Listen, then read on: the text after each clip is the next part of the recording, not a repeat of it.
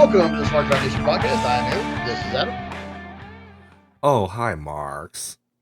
And we are here with our weekly recap of the AEW universe, as it were. We are, We need to call it something different than that. yeah, I mean, we everything is the can't just universe. not everything's the universe. The Marvel Cinematic Universe, okay, fine, whatever. WWE Universe, they can have that. It's dumb, and it was dumb from its inception, but they can have it. We need something different. We need something to distinguish ourselves in this little pocket of wrestling fandom, I The think. AEW mention. No. uh, yeah, but so here we are, week two into our uh, new format, as it were. Um, we had a pretty good week. What do you think, Adam? I mean, I think so too. Like, I mean, it wasn't like there have been better weeks, but there have certainly been worse weeks. There were Yeah. weeks in 2023 which were hit and miss. I'll Hmm. never say I don't think there was ever a week in AEW that was just outright bad from start to finish. I really don't believe that. I really don't believe that there's been a week. Like, there's always been something, even if Dynamite sucked. Usually, Rampage or Collision made up for it to some degree, or vice versa. Hmm. Like, but even then, I can't even really come to think of too many Dynamites that sucked. Really, like, there were moments that sucked, especially that first couple of months on, like, oof, that Dark Order segment. Yeah. Yikes. Yeah. Kind of infamous. Yeah. And to be fair, it wasn't just it wasn't the idea. It was the execution on that. Mhm. It was absolutely the execution and not the idea. Setting up the Dark Order as a big, culty antagonist. Yeah, good idea. Good idea for 2019. Absolutely wonderful idea. But you can't have guys faking punches at Dustin Rhodes and on the hard cam, closest to the hard cam, and clearly showing that you ain't getting anywhere close to hitting him. I don't Yeah. care that he's a legend or not. You do your best fake punches and get it as close to his face as possible. This actually brings up something interesting. I think this is where we can take our intro. Because I was kind of struggling to think about what to talk about. We just cover AEW now. I don't have to do the whole spiel. Um, but this is an interesting place we can take our intro right here, Sure thing. all the way back to the very beginning of AEW, the very beginning. Mm-hmm. Okay. Now, I, like most of the perpetually online wrestling world, watched that very first AEW show. That very Yeah. all in, I guess. Um, Yeah. Now wait, hold on. Let me make sure that I'm right here. All in Well, is the one where the Dark Order showed up at the end, right? all in is the original All In was a spiritual beginning for AEW. It's they kind of adopted it into their canon, Mm-hmm. but there was no AEW to brand it with. It was Okay. an independent show that was majorly funded by Ring of Honor, but wasn't a Ring of Honor branded show. It was the Okay. result of Cody Rhodes and the Young Bucks taking a bet from Dave Meltzer that he didn't think an indie show in the United States could draw more than 10,000 people. And they put it together with a bunch of talent that was from all around the indies, Like the some New top of the Japan, Indies. and even Rey Mysterio, who wasn't signed with WWE at that Yep, point, I was in the remember that. main event.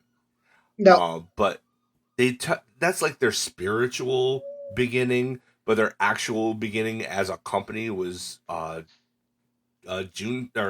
January 1st of 2019 when they had the press conference where they announced everything. right. And then the first Dynamite, I think, was in like September or October of that year. Now, the reason I asked that is because now that's the first order. That's the first show where Dark Order showed up at the end, right?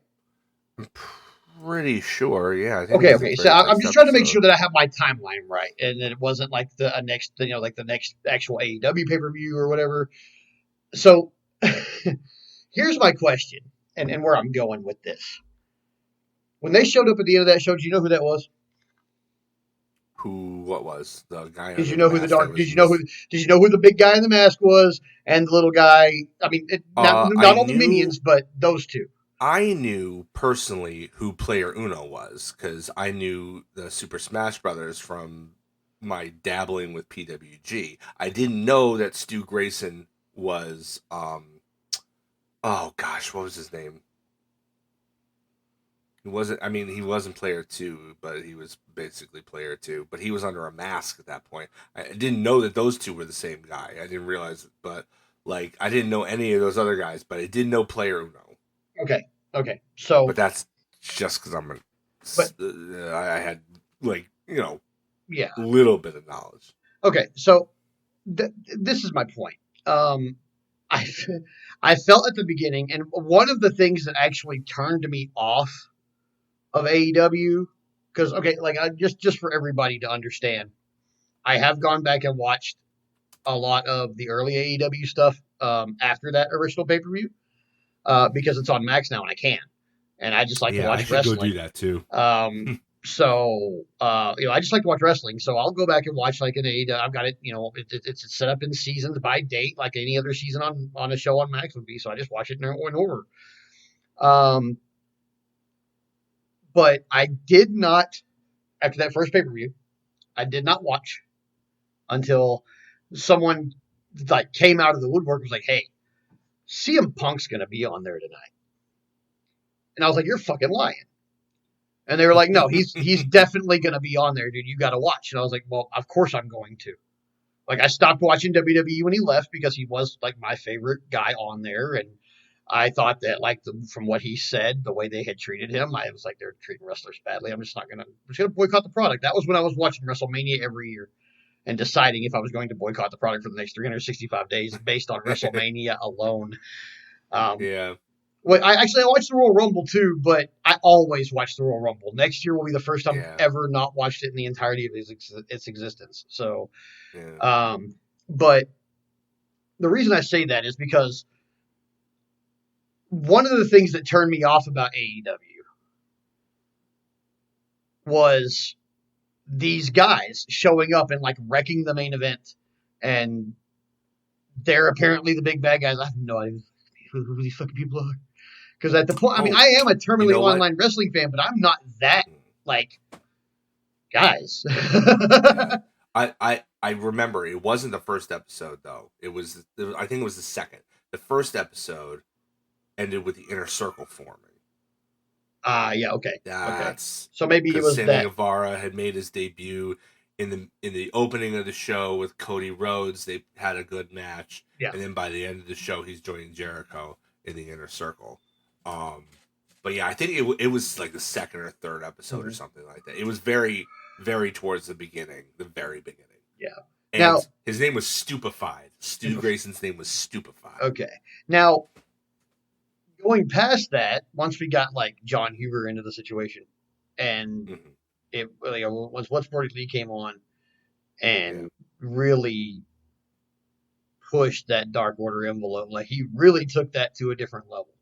I feel like he was a yeah. huge positive to that. You Now go looking back at it. and look at those videos, those like cult recruiting videos. Mm-hmm. It's like those were really well done. They were Those were really well really done. Made me almost want to creative. join a cult. Like, You know. yeah, I know, right? I feel like they tried to do those with the idea of rebounding the identity of the Dark Order. It's like it's and trying to give these guys an identity, which they should have done the opposite way. Yeah. Like they're learning how to do with the tag team division with the women. It's like that they're setting things up beforehand and not introducing it and then giving you the backstory. No, they're doing it linearly Mm-hmm. instead of a Tarantino movie. Yeah. But see, what I thought was like when they came in and wrecked that main event, and it just like turned me off because like I don't know who these guys are. To Yeah, me, other than the fact that there were so many of like because there was like so many of them, the minions were yeah, the they creepers. turned themselves into a chair for Uno to sit on.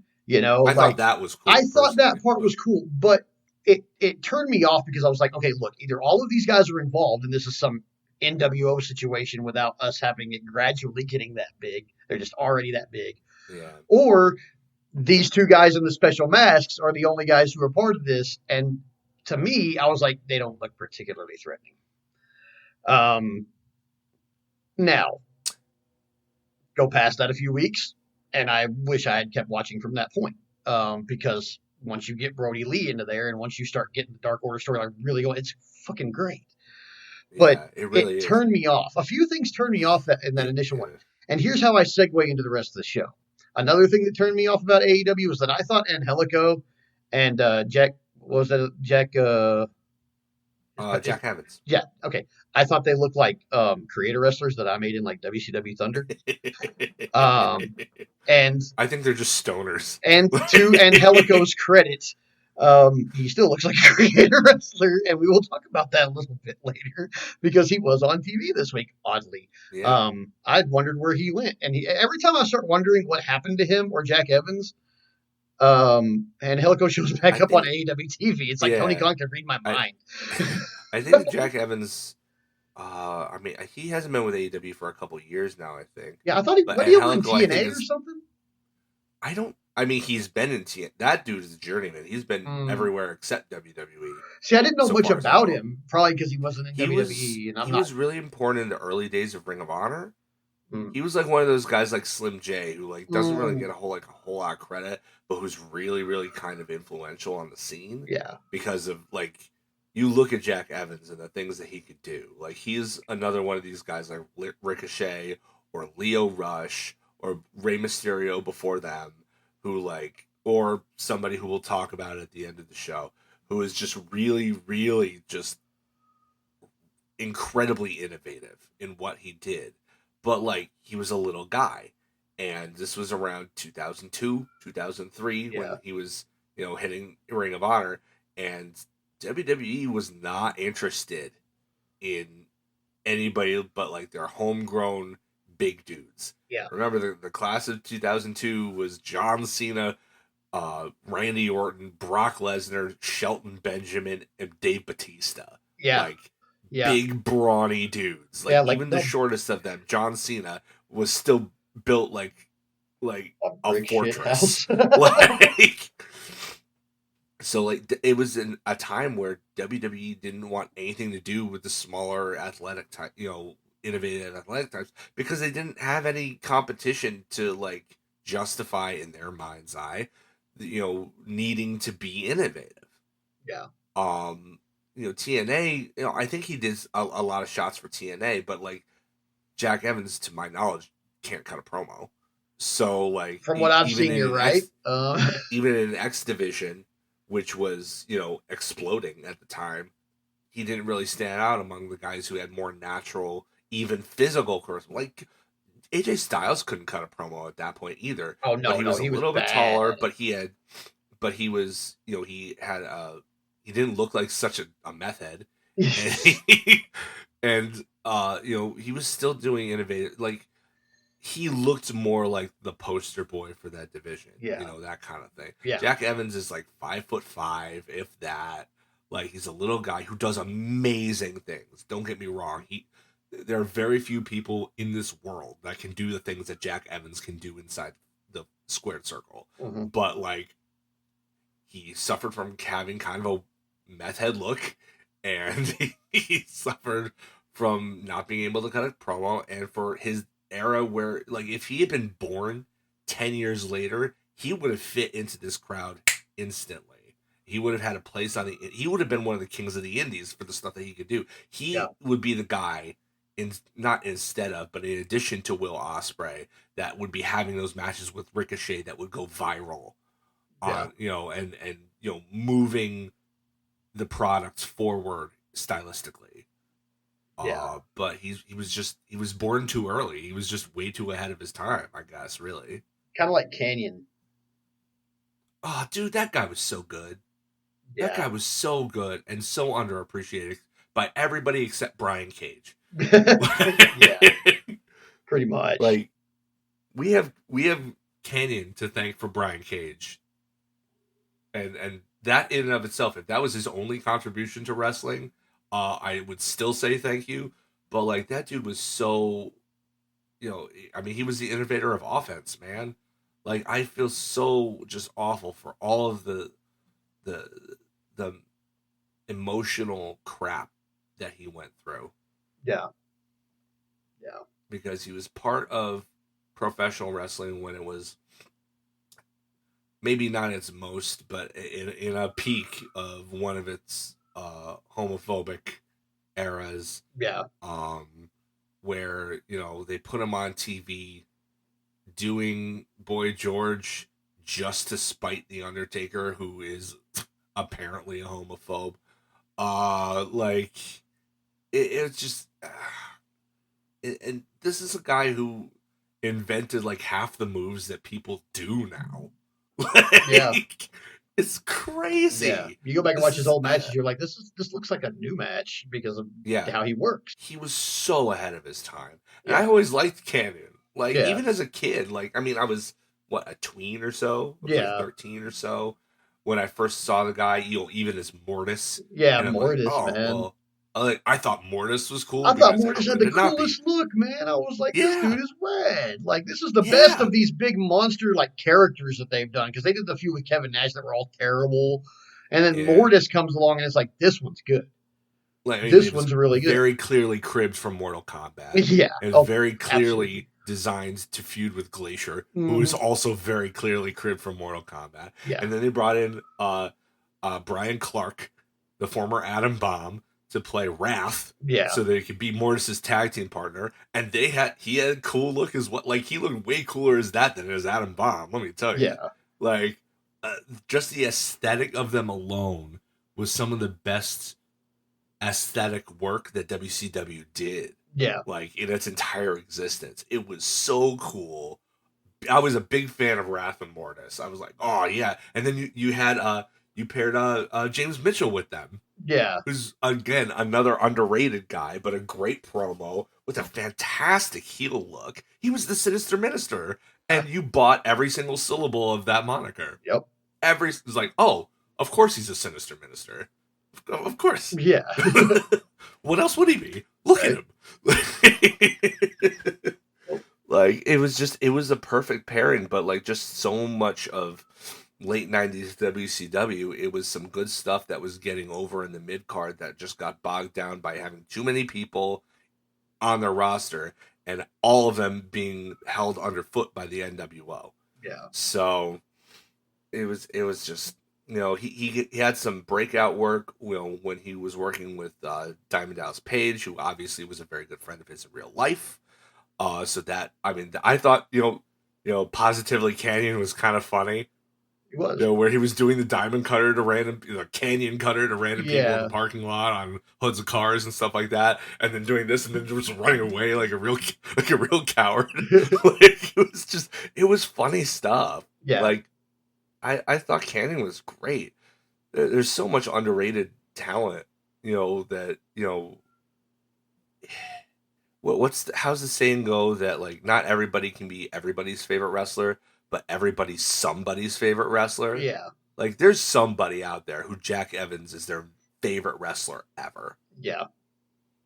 And I wish that person got to see him on the AEW stage succeed a little bit more. Yeah. Be put in better spots, Yeah. Because the dude, like, again, legend on the indie scene, way ahead of his time, had earned that spotlight. I don't know what led to him leaving the AEW. I'm not going to speculate. But, like, just like kind of the reverse of what you said. Every time Angelico shows up on my screen, I'm like, oh man, I wonder how Jack Evans is doing. Like, Yeah. So, I mean, I guess I'll end my rambling part of this opening by saying, hey, Jack Evans, you're not forgotten by this guy. I think you're pretty rad, even though I called you a guy who looks like a meth head. I'm sorry for that, but the things that you do in the ring are just borderline incomparable. Cheers to you, man. Hope you're doing well, whatever you're doing, wherever you are. Well, that's a great segue, because speaking of people who earn their spot, do things that are unbelievable in the ring and are somebody's favorite wrestler. We get to start AEW Dynamite this week with Will Ospreay and Cowboy having their very first face-off. Boy, did I love this. Boy, me too. I Oh tell you man, what. I loved this. This was so good. You set it up. I've rambled for long enough. Okay, so I'll let you ramble for a while. we've got we get Cowboy and we get Ospreay in the ring. Um, the crowd obviously very split. Like that obvious. I mean, obviously because of course this is what's going to happen to the AEW crowd when you get literally the two favorite wrestlers on the entire roster, number one and number two, and how you set them in those positions is entirely objective or a subjective. So it of course we're going to have even there could be two people in that crowd. One of them's cheering for one and one's cheering for the other.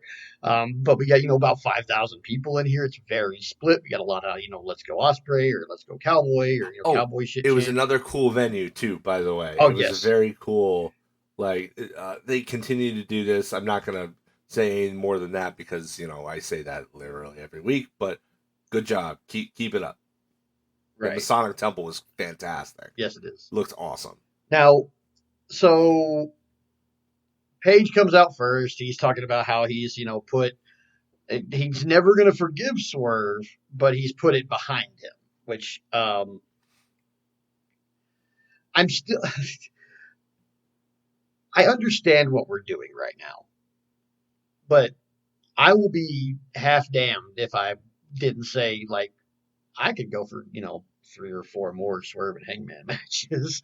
As long as they're all different. Yeah, as long as they're all different, I could go for a few more. I had a conversation on Blue Sky the other day with I don't know if you pronounce it Shy or Shay. It's Shai, but they frequently post about wrestling things, and they and I had a an interesting conversation regarding this, which actually will lead into next week, and when we get there, I'll tell you how it led into that week. But they said that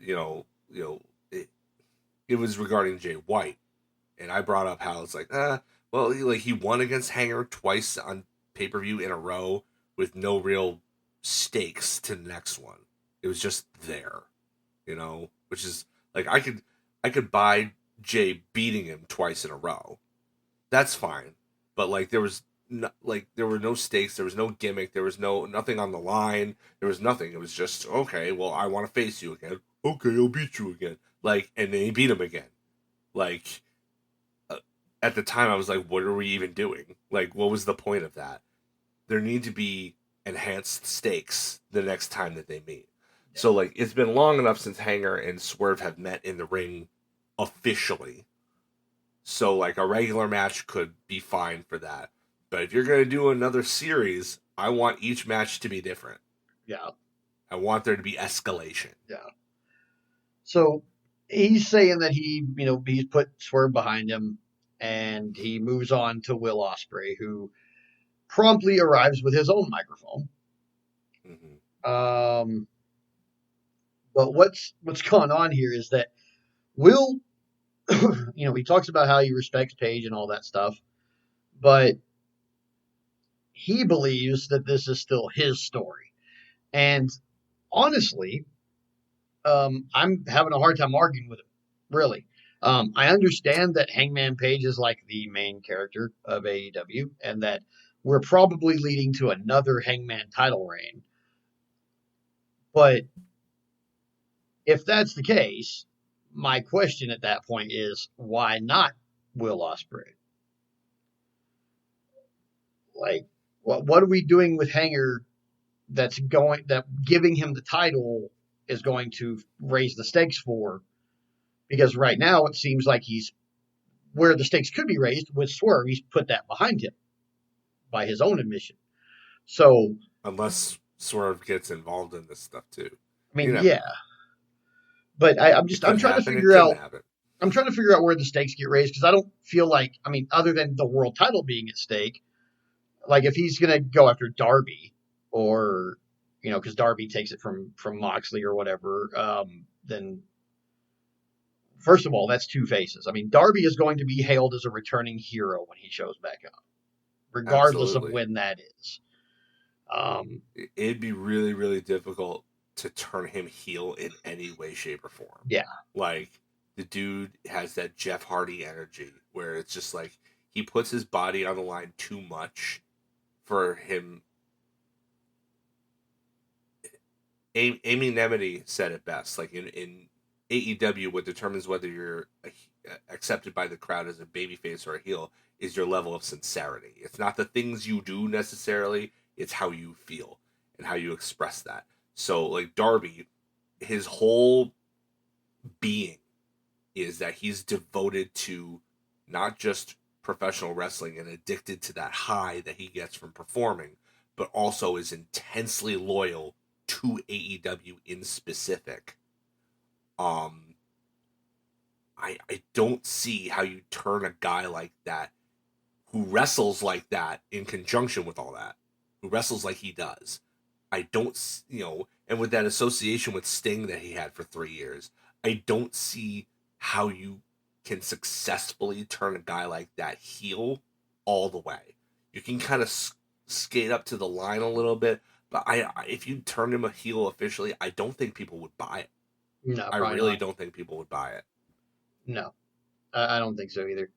Not especially with that. I mean, he's got the Sting rub. Sting is like a Yeah, forever face, man, and I mean that's enough. yeah, Like yeah, he's got the Sting rub. He's gonna be a forever face. yeah, Unless he would have to do something like seriously heinous yeah. for people to turn on him. Like it would have to be Even fucking if he was terrible. to say I mean, what was it last week or the week before? How I pitched the idea of him winning the belt and then, you know, making the challenge to Osprey specifically for calling him out about his complacency regarding the Death Riders after promising that he would go after them specifically after he took care of the Don Callis stuff. Yeah, Like, I can't remember if it was that last week or the week before, but it's like even saying that, all that stuff would be true. You could yeah, say that in the nastiest way, most visceral, accusatory way possible, and because it's true, I think that they would be more likely to turn on Osprey than Darby. Not that they would. I think that you would just split the crowd a little bit more. yeah, yeah. I You think know? it would too. So that's. I mean, we might be getting a little ahead of ourselves because I mean, we have what June, July. You have 3 weeks or so before the pay per view. There's a lot of time to build and to develop this. Yeah, yeah. I mean, I'm just still. I don't know, man. I'm still trying to wrap my head around where this is going because I mean, it's like Tony for all, I mean, we all want Cowboy versus Osprey. We want to see it. Everybody wants to see it. Yeah, I want to see it. I'm excited for it, first despite the time fact that they're ever. both, despite the fact they're both hate faces. But unfortunately for Tony, and where I feel for him in this matter is that he's got these two red hot guys. He has managed to book them into a match with one another well. Like it's understandable. There's a really good story going into it. Everything from pre Owen to now, it all makes sense. It's a really great. But what I feel for him It's for is very that compelling. he's kind of booked himself in between a rock and a hard place. Like this is where I would have trouble as a booker making this decision. Yeah. Who goes over? Who goes over? Ultimately, only one can. Yeah, only one can. Who goes over? Do we schmoz it? Like, there's a million. Like, do we schmoz it You so that now we could. have to have? So, okay. See, If it here's. was a normal tournament, I would say you could schmoz it, but it's the Owen Hart tournament. It deserves a singular winner. You I know what I agree. mean? I agree. But then I think about what happens if we do. Because like I mean, because yeah, I I guess it might be my natural ability or preclusion to play devil's advocate with things. But Yeah, because it's like the Owen deserves a winner, yeah. and we shouldn't schmoz it. But what if we did? So You know? here's what I think. Here's what I'm thinking. Like if you're determined, if you can't make up your mind, or if you didn't have a definitive path for both of them coming out of this pay-per-view, and you wanted to schmoz it somehow, the way to do it was to make sure that, first of all, the world title isn't defended on the show, and that the Death Riders, you gotta lock them into Anarchy in the Arena. You have to do it so that it's not the main event. Yeah. Because in order to pull this off, it has to be the main event to end on a cliffhanger. If you do it any earlier in the show, it's not going to have the impact. Secondly, if you're going to do an inconclusive finish, you got to get all the people involved. There are lots of people who are coming at both of these guys. Don Callis' family hates both of these guys. True. Swerve and the Young Bucks can get involved. Like, there's just so many X factors. If Jay White is healed up, he can get involved. Yeah. You know, like, there are tons of different people who could logically sway this around to the point where, like, even the AEW referees, who are so overly permissive of a lot of things, like, hey, put Rick Knox in there. He's not going to see anything.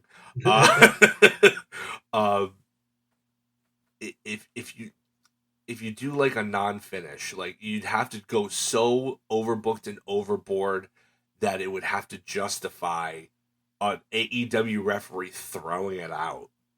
Yeah. Like, it would have to be comical, and I don't think people would like it.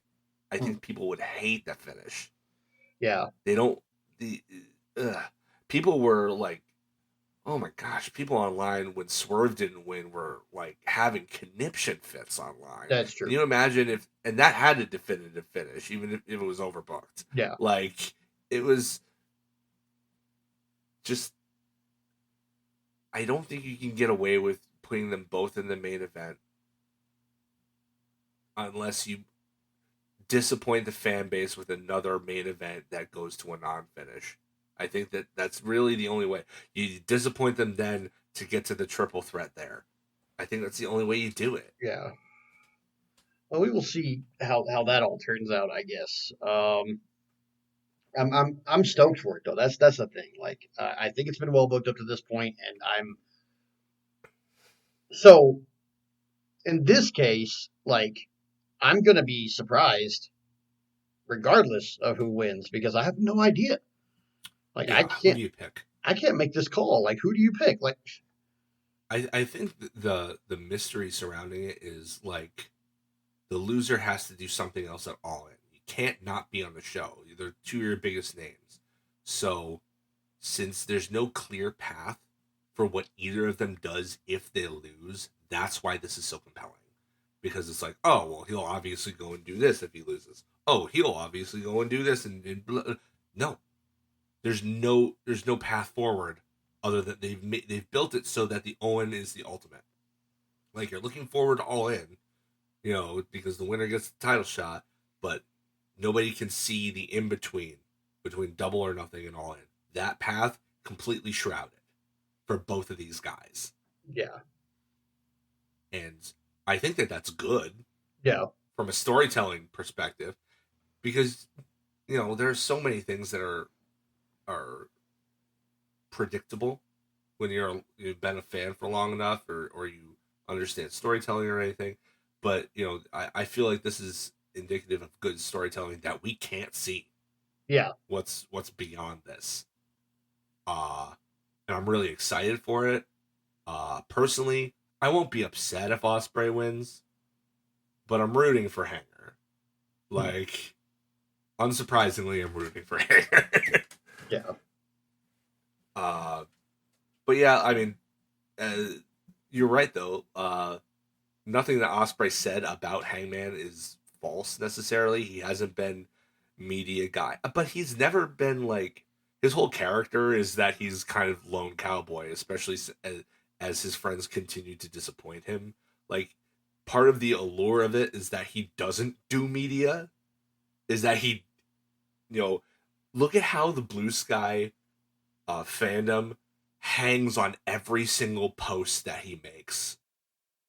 Every single one. He only posts like once a week, maybe. Yeah. And every single one, it's like major news every time he posts with this fandom.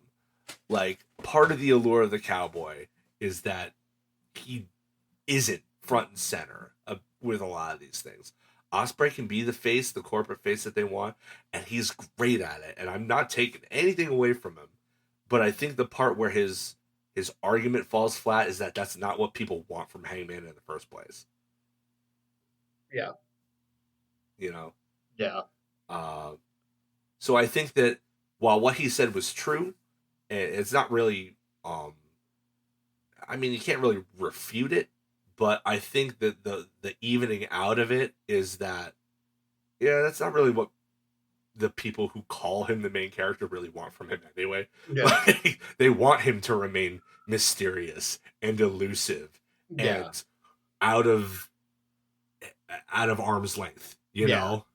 Yeah. They want him to be that stoic, almost mythical figure. You know, they want that from him, and they get that from him. So they had no reason to think that Ospreay's criticisms are even valid because that's not what they're looking for. Right. Not from him. Maybe from other guys on the roster, those same people, but not from him. Yeah. Not what they want. Not what they want with him. Yeah. Well, But yeah, speaking Don of, Callis. go ahead. Yeah, speaking of things nobody wants, Don Callis is here. Fucking hot dog. I swear, I swear, he looks like a dildo that somebody forgot to put sunscreen on. Like, it's just. Oh man, yeah. So, yeah, Don Callis shows up with his family. I think this is where they challenged him to the tag match. Yes, Um, and Ospreay does two things wrong. He speaks for Hangman, and then he touches Hangman. And neither one of them go over very well. Yeah, Hangman's like, he doesn't say the words, but he just gives him this look, this withering stare, like, how dare you? You excoriate me, you dress me down in front of all these people, and then you have the gall, the absolute temerity to speak for me with business that's not even mine, business that's your business, your unresolved business with the Don Callis family, and then you put your hands on me in the process of speaking for me. No. yeah. No. You're lucky this isn't Hangman from 6 months ago, or Ospreay would be dead. Straight up dead. He Yeah. would be lit on fire, and he would be dead. So yeah, they challenge him to tag match. We get an acceptance. I think later on. And so next week it's going to be those two versus Takeshita and Josh Alexander, which I'm kind of excited for because those guys have Yeah. proven to be a pretty good tag team already. So, And yeah. you know what the great thing about this is, too? That you can have the heels go over. Mm-hmm. It doesn't hurt the baby faces at all. In fact, you No. expect them to implode. So, like, the heels are going to get a win. The baby faces are going to continue, you know, their issue with each other. Everything's gravy. And we'll get a good match out of it. Like, I don't see any problem with that at all. Yeah. Josh Alexander needs those wins, and Takeshita needs to be kept at a high profile. Because that dude's money. Yeah. Money. With a capital money. Yeah. So from there, those guys kind of vacate. We get a nice commercial break, and then we get our more of what everyone wants because it's time for Timeless Tony Storm, which is No, not yet. Is it not? Not yet. Oh Not no, yet. is this where FTR shows up here? Yes. Huh? Okay. FTR shows up here. And your favorite person, Stokely Hathaway, gets in Tony Schiavone's face and says, I heard you've been talking smack. Do you want the smoke?" Basically. And Tony takes the mic and he steps up to him, but FTR get in his face, and then they send a message that they've got issues with Nigel too. They'll see him tomorrow night. Because Collision was the following night. I think because of NHL. Yeah. Yeah, I think. But yeah, and then even after that, as great as I thought that was, because it's FTR and I like Stokely way more than you do, and that's an area where we'll agree to disagree. You know what? Hold on. Disagree with me when I say this, and we'll understand how much our difference in opinion of Stokely Hathaway is. Okay? Did you want Tony Schiavone to hit him?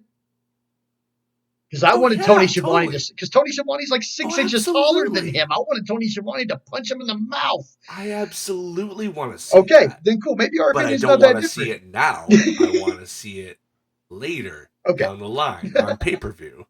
That's when fair. I want to see it. That's fair. I see, because I would pay to see that. Yes, I would. I would absolutely pay to see I would that. pay to see Tony Schiavone catch somebody with the left hook. I would. We'll talk about it a little bit later on Collision. Yes, we will. It's pretty evident where they're setting things up to go with that. But yeah, I absolutely feel that by the time this feud is done, Tony Schiavone should absolutely knock Stokely's block off. Oh yeah, absolutely. 100%. That's his role. Yeah. Like, I enjoy his work because I enjoy his work. I think he's really good at it. But part of him being really good at it is that, oh man, is he punchable? Like, oh yeah, no, I totally want to see it. Dude. I absolutely want to see it. Yeah. But yeah, and then Harley Cameron and Anna Jay have a pre-tape, and they're hilarious. I didn't know I need this tag team. I kind of thought that they were just kind of waiting for Ty Conti to come back, the Ty Mello to come back, and like, she's just been being super mom for the past like year and a half or 2 years or whatever, because she had the relationship with Anna Jay. I don't know if that's gonna. I don't even know if she's gonna come back now, since they had decided that they were gonna pair Anna Jay with Harley Cameron. Yeah. That being said, as much as I'm gonna miss Ty Mello, if that's the implication, I don't hate TNA. The tenacity and the aggression. I mean, if Ty Mello goes back, also the TNA, the best part of that was not the tease from Harley Cameron, but Anna Jay just saying the quiet part out loud. Yeah. That was the best part. I'm like, oh, all right, yeah. No. You get it. This is natural. I love this. I like it. I totally like it. I love how Tony Storm has kind of cleared the way for women in this division to be more open about like their sexuality and their confidence in their sexuality without it being like overly. Yeah. Yeah. It's all because of her, because she goes overboard. Oh wait, but she does it hilariously. Somehow she gets away. I have no idea how she continues to get away with it. Zero clue how it happens. I'm grateful for it, but I have no idea how it happens. But I feel like her success in that endeavor has led to the rest of the division being like, oh, I can brag about my fat ass. Oh, okay. Fantastic. All right. Here we go. This is a new layer. I can have fun with this. It's not like, it's not overly, it's not TMI, it's not disgusting, it's not crude. It's just, playful. Hey, I'm a confident woman who's confident in my sexuality, and I'm not afraid to, I'm not going to be a prude about it. I'm just going to be a person about it. And if you don't like that, deal. Yep. I think that that's freaking awesome. And you have to give it to Tony for paving the way for this to happen.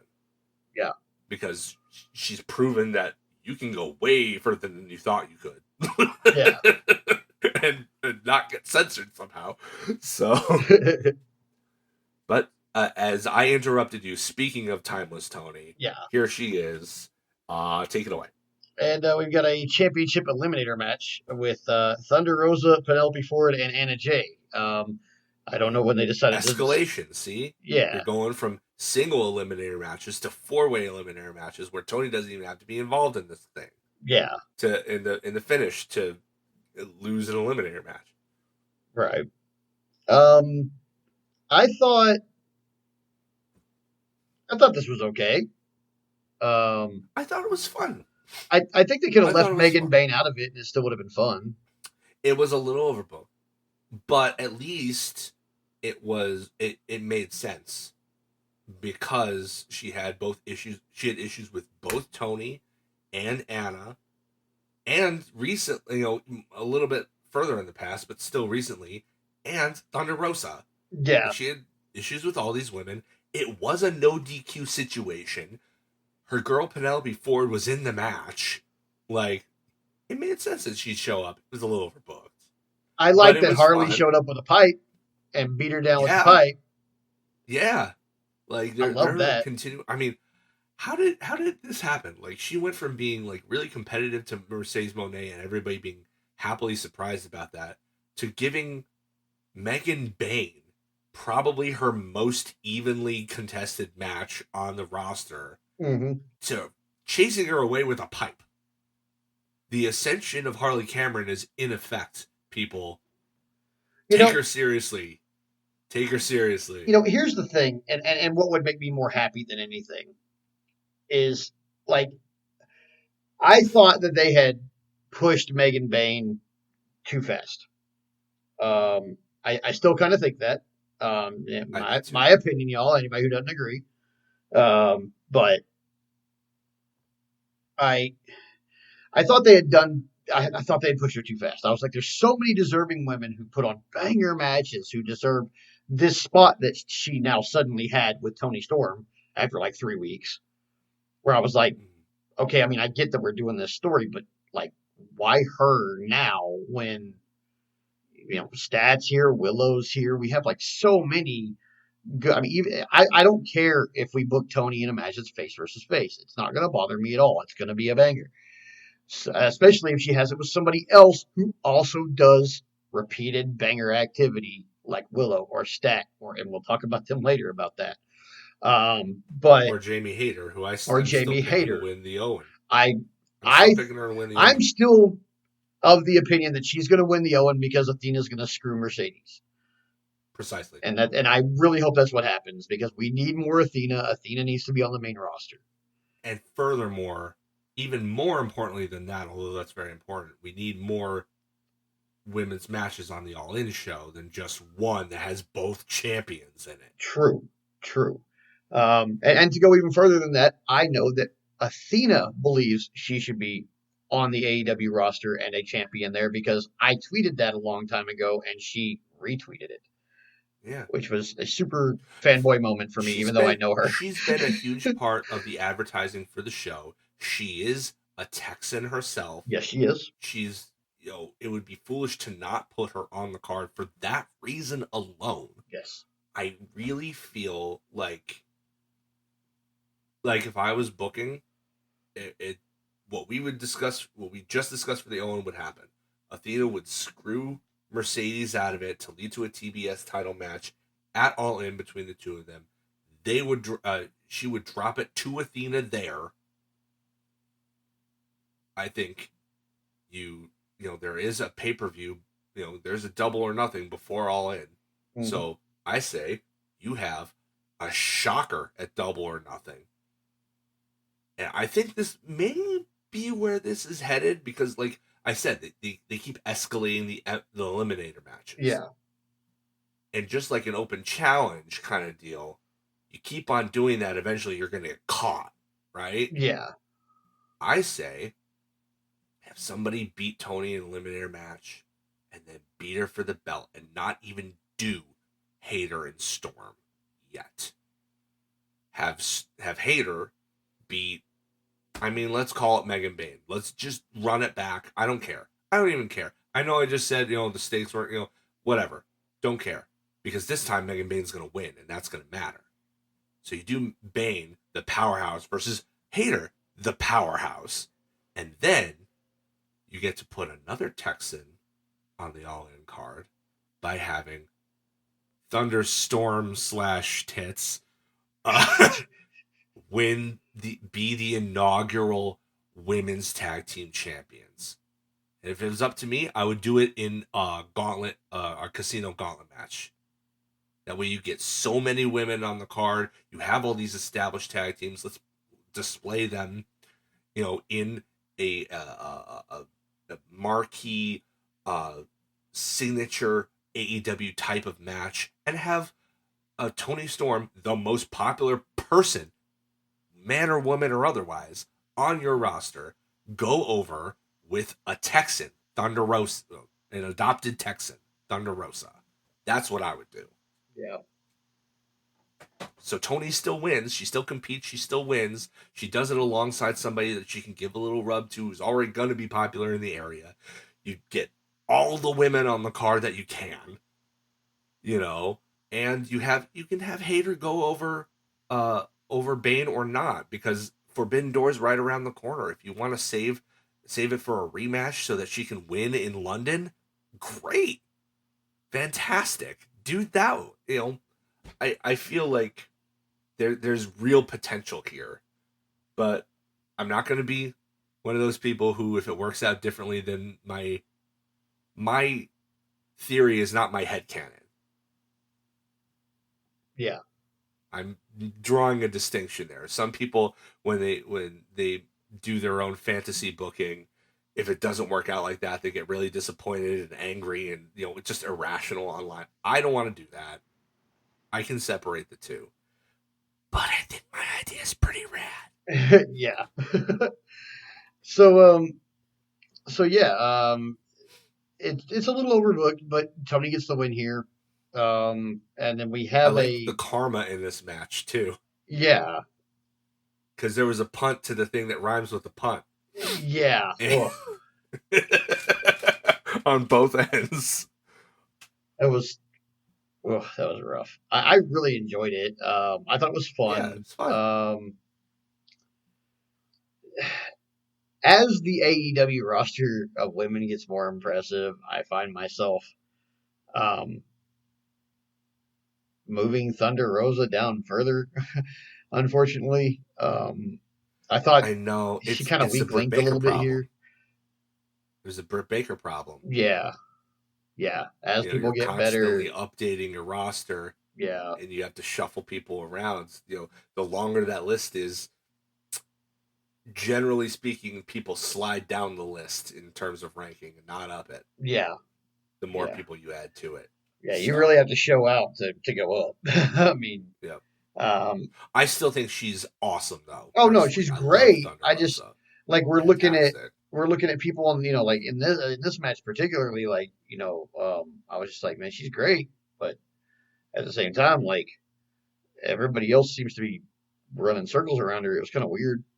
Um, but to be fair, when there's that much talent in the ring at one time, uh, Yeah. it's easy to not look like your best because everybody looks so good. It's a really hard comparative atmosphere. So Yeah. I can't really Also, fault remember, her. she was the first one to run at Megan Bain when she interfered, and she got bossed. Like, she got bossed, and then Penelope Ford was the other guy. Was the other one, so she wasn't going to get touched. Tony Yeah, Storm got, I wouldn't say manhandled, but she got disposed of. yeah, And then Anna Jay was the one who she was really targeting. And then before she had time to look weak, here comes Harley Cameron to come out and make the save. yeah, So just the storytelling aspect of it, yeah. Thunder Rosa kind of looked, I wouldn't say weak, but weakest, yeah, kind of by default more than anything. yeah, yeah. I think so too. Just because of the way it was booked, not so much because she didn't look good. Yeah, It yeah. was nothing to do with her. It was the booking part of it. But yeah. So Tony picks up the win. So we're not gonna get like a title match out of this or anything. I mean, Nope. it just kind of played into the story really. Um, Yep. and then after that, Hurt Syndicate, baby. uh, We hurt people. we We heard hurt people. people. We We heard hurt people. people. I love it. God, I such love a it. banger. I love it so much. Um, But yeah, they come out to the ring, and they're all like, "Hey, where'd all the tag teams go?" Which, for the record, is a valid That is a question. valid question. I believe so as well. It's like I remember there being a division, and then the Hurt Syndicate coming in, and they're awesome. Don't get me wrong. I'm glad they're here. I'm glad they're in the position they're in. But like, it seems like they're padding the resume with all like the lower ranking tag teams Mhm. that you don't even see on TV all that often, as opposed to like actual challengers. Yeah. You know, they beat Private Party, and then what? They beat the Guns when they came back. They haven't been seen since. Don't know where they are. Would I mean, maybe they're holding out until Jay is back. We know Juice is good to go, so maybe they're just waiting for Jay to be back at full strength so they can do the Bullet Club Gold thing again. Maybe. Um, I hope so. I mean, because we saw them the one time in the one promo, and then the match that followed, and then nothing Nothing. for literal months. Yeah, it's been Nothing, months. not a peep. Um, Yeah. then they beat the Learning Tree, who I think were a replacement for somebody, right? They weren't. Somebody got injured. I think it was somebody who got injured. I don't even Um, remember. Things go so fast anymore. somebody got injured. I can't remember who it was. I don't know, but it was the Learning Tree who like honestly put on a better match than I anticipated, but like it was a screwy finish, and they weren't like they're a real tag team, but they're not a real tag team. You know, then you've got these guys. They're coming out here. Oh, Gates of Agony, who are a real tag team, but who Yeah. had the thing happen where it's a very AEW trope where we're gonna put you in this position. Oh, we better get you on TV a week beforehand to remind people that you're here Yeah. and that we haven't released you. Like, Yeah.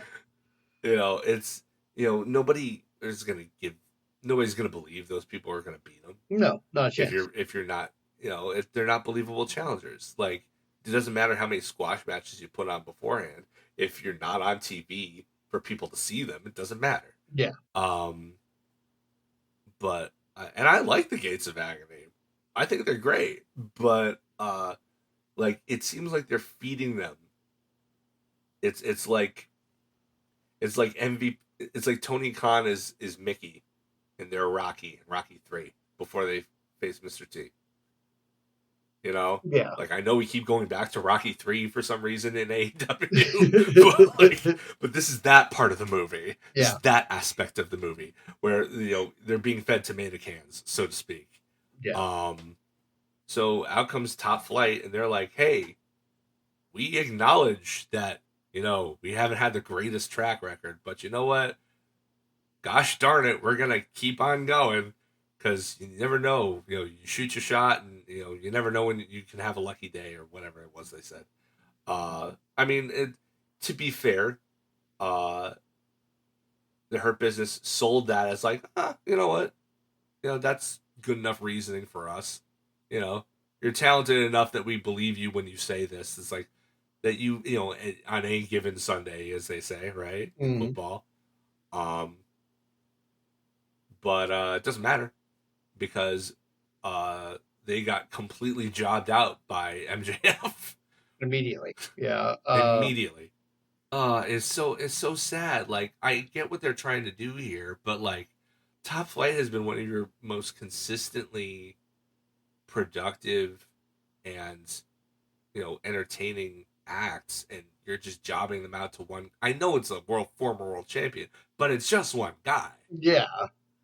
Yeah. Like, at the end of the day, it's like, wow, they're never gonna pull the trigger on Top Flight, are they? I guess That's a not, shame. man. It's That's a shame because like they're so good, especially Dante. like I look at it like this: like, how are we gonna pull the trigger on Private Party but not Top Light? Right? That irks me because I'm I mean, those two should be like generational rival tag teams. yeah, they should be. And Top Flight, I mean, they deserve better just based on the work that Dante put in while Darius was out. Much Absolutely. less what they've done as a tag team. I mean, I just feel like they deserve so There much are better than they're getting, and I don't like there are a that few part. people who put in his position have showed up and shown out and maximized their minutes, quite like Dante Martin when Darius was injured those 2 times. Like Yeah, every time he was on TV, he had the crowd on their feet. Literally every match. You yeah, can't give the guy a little bit of a push. right. Like he couldn't even get a Like TNT title run out of that, or a tag you title you would run. think that, like, I know Crew is new as an act, but you'd think that they would have gone over. Like I was real surprised when Crew went over on the tornado match a couple weeks ago. Yeah, that Like I thought this was where Top Flight finally got their win back, but like no, like guess not. I guess we're just not. I mean, it's good that they're on TV all the time now, but like I really wish they yeah. weren't jobbing as much. Sometimes when I see how much they're jobbing, I'm like, man, whose wife did you hit on? Yeah. Like, And to be fair, like I what did you recognize that do? not everyone can win. Yeah, Not everybody can win all the time. I get that. But like you look at the resume that Top Flight has and the connection that they have with the crowd, and like you you start to ask questions like why are these guys not, like you said, why Private Party and not Top Flight? yeah, They're in similar positions. They have similar trajectories. Like the only thing that Top Flight didn't have going for it was that early win on Dynamite that Private Party had over the Young Bucks. yeah, That they hung their hat on that for years. Like yeah. even through the Hardy family office, which was awful. It was So terrible. like, yeah, it was not good. No, Um, it wasn't good. no. But like I don't know. It makes me really disappointed. I want to see them do better. Like I want to see them win more often and challenge and contend. Yeah, Like I would if if this is if this were, and I don't think it is, but if this were like the beginning of an upwards trajectory, yeah, is their takeoff, so to speak. Um, Dad jokes galore. That's what you get from this podcast. That's for sure. yep, Um, if you were to say that this moment is like their come to Jesus moment kind of deals, like we have to focus, we have to get better, we have to be a little bit more serious and harder edged, and everybody thinks we're weak, and maybe they're right. Maybe we need to be a little bit you know grittier, and then that brings them months down the line to be the ones to beat the Hurt Business or Hurt Syndicate rather. Then maybe this will all be worth it. yeah, You know, they did a similar thing with Private Party. They could take their time with Top Flight instead of kind of rushing it like they kind of did with Private Party. But all of a sudden the Death Riders show up and beat them up a couple of times, and all of a sudden they're top contenders to the belts. Who knew? Uh, but you know, maybe this is something. This could be something for them. I wouldn't hate that.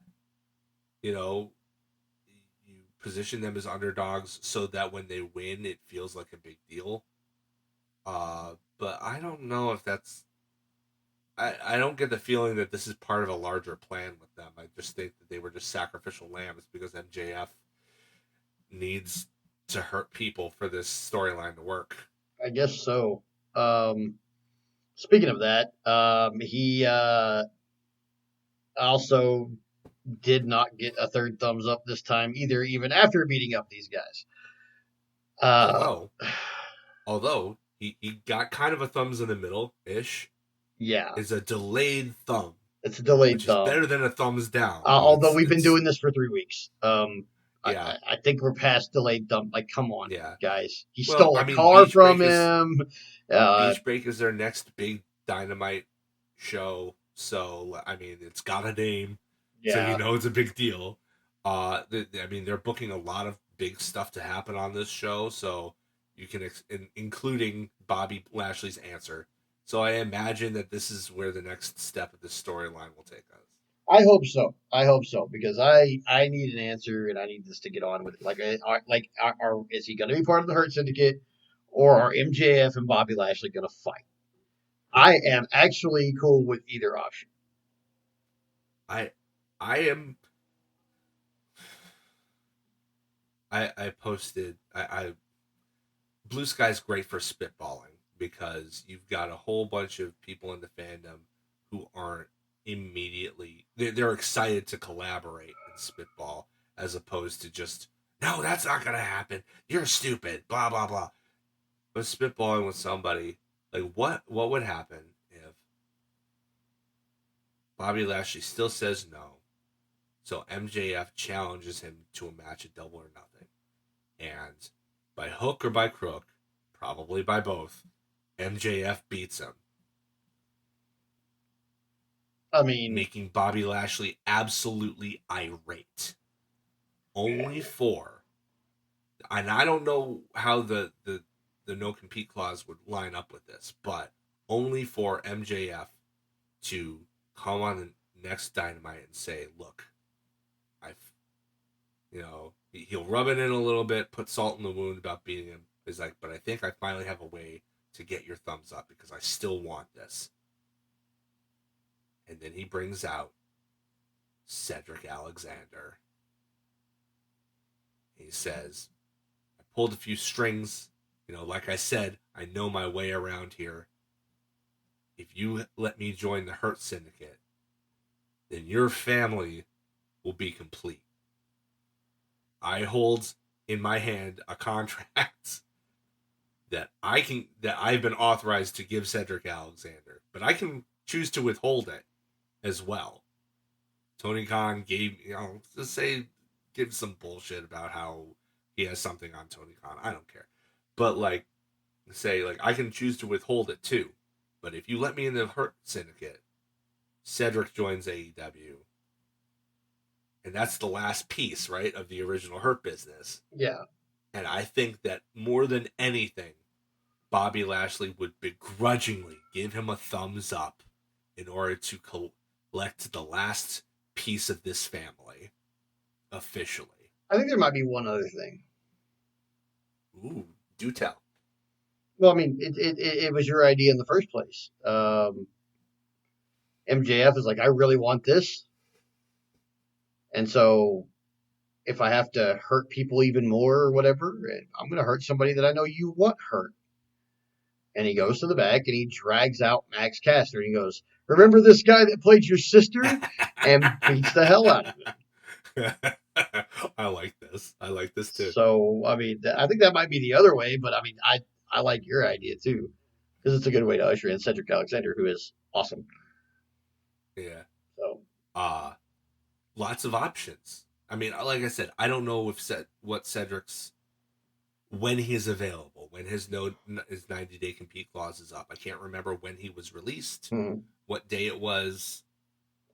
I don't know, but if you could get the timing on it, I think it would be an interesting wrinkle. And then you could have MJF in the Hurt Syndicate, kind of against Bobby Lashley's wishes, but he can't say no to Cedric because he would have had to say no to Cedric, yeah, and that would have broken his heart, yeah, And that plays into the devil aspect of MJF. He finally found a way that he couldn't say no, and then Bobby Lashley is just going to continue to see that every single time he sees this D bag that's hanging around with them that he knows that he let in. It's see, layered. It's storytelling, baby. I mean, that's an MJF storyline right there, right? yeah. That's an MJF storyline. Sounds like it, yeah. So, then we had, well, I mean, so during this whole thing, of course, we were talking about Crew a little bit, but Crew was there watching the whole thing from the side. They didn't really get involved. Yeah, they kind of poo pooed Top Flight's challenge, but didn't really do anything about it. Right. Then we go for an Osprey interview, which is pretty promptly interrupted by MJF, who's wishing him good luck, but Osprey, knows that MJF is full of shit and basically warns him that they don't want to revisit their feud. Yeah, lots of stuff being thrown out here. just so much. MJF is another, it's another name that you just brought up that could get involved in that I Yep. hadn't even thought of beforehand because I forgot about that interview because so much happened. Yeah. So like there's lots of, maybe the most surprising thing would be if nobody got involved at all. Right. That would probably be the most surprising thing. Yeah. Then The we got question is who does? yeah, who does? So then we got Don Callis' family challenging the Outrunners to find some partners and fight the whole family, which we will talk about more later in the show because that happened on Collision. And then Alicia too was trying to get an answer out of Lashley, but he's told by, I guess, his legal counsel not to say anything. So we Yeah. don't get anything from Eagle him. Council. Yeah. Why that was an MVP, why there's a Oh, legal counsel at all is weird to me. you skipped ahead How far? 2 matches. Oh, no, the next one I have is Nick Wayne and Rhino. Huh.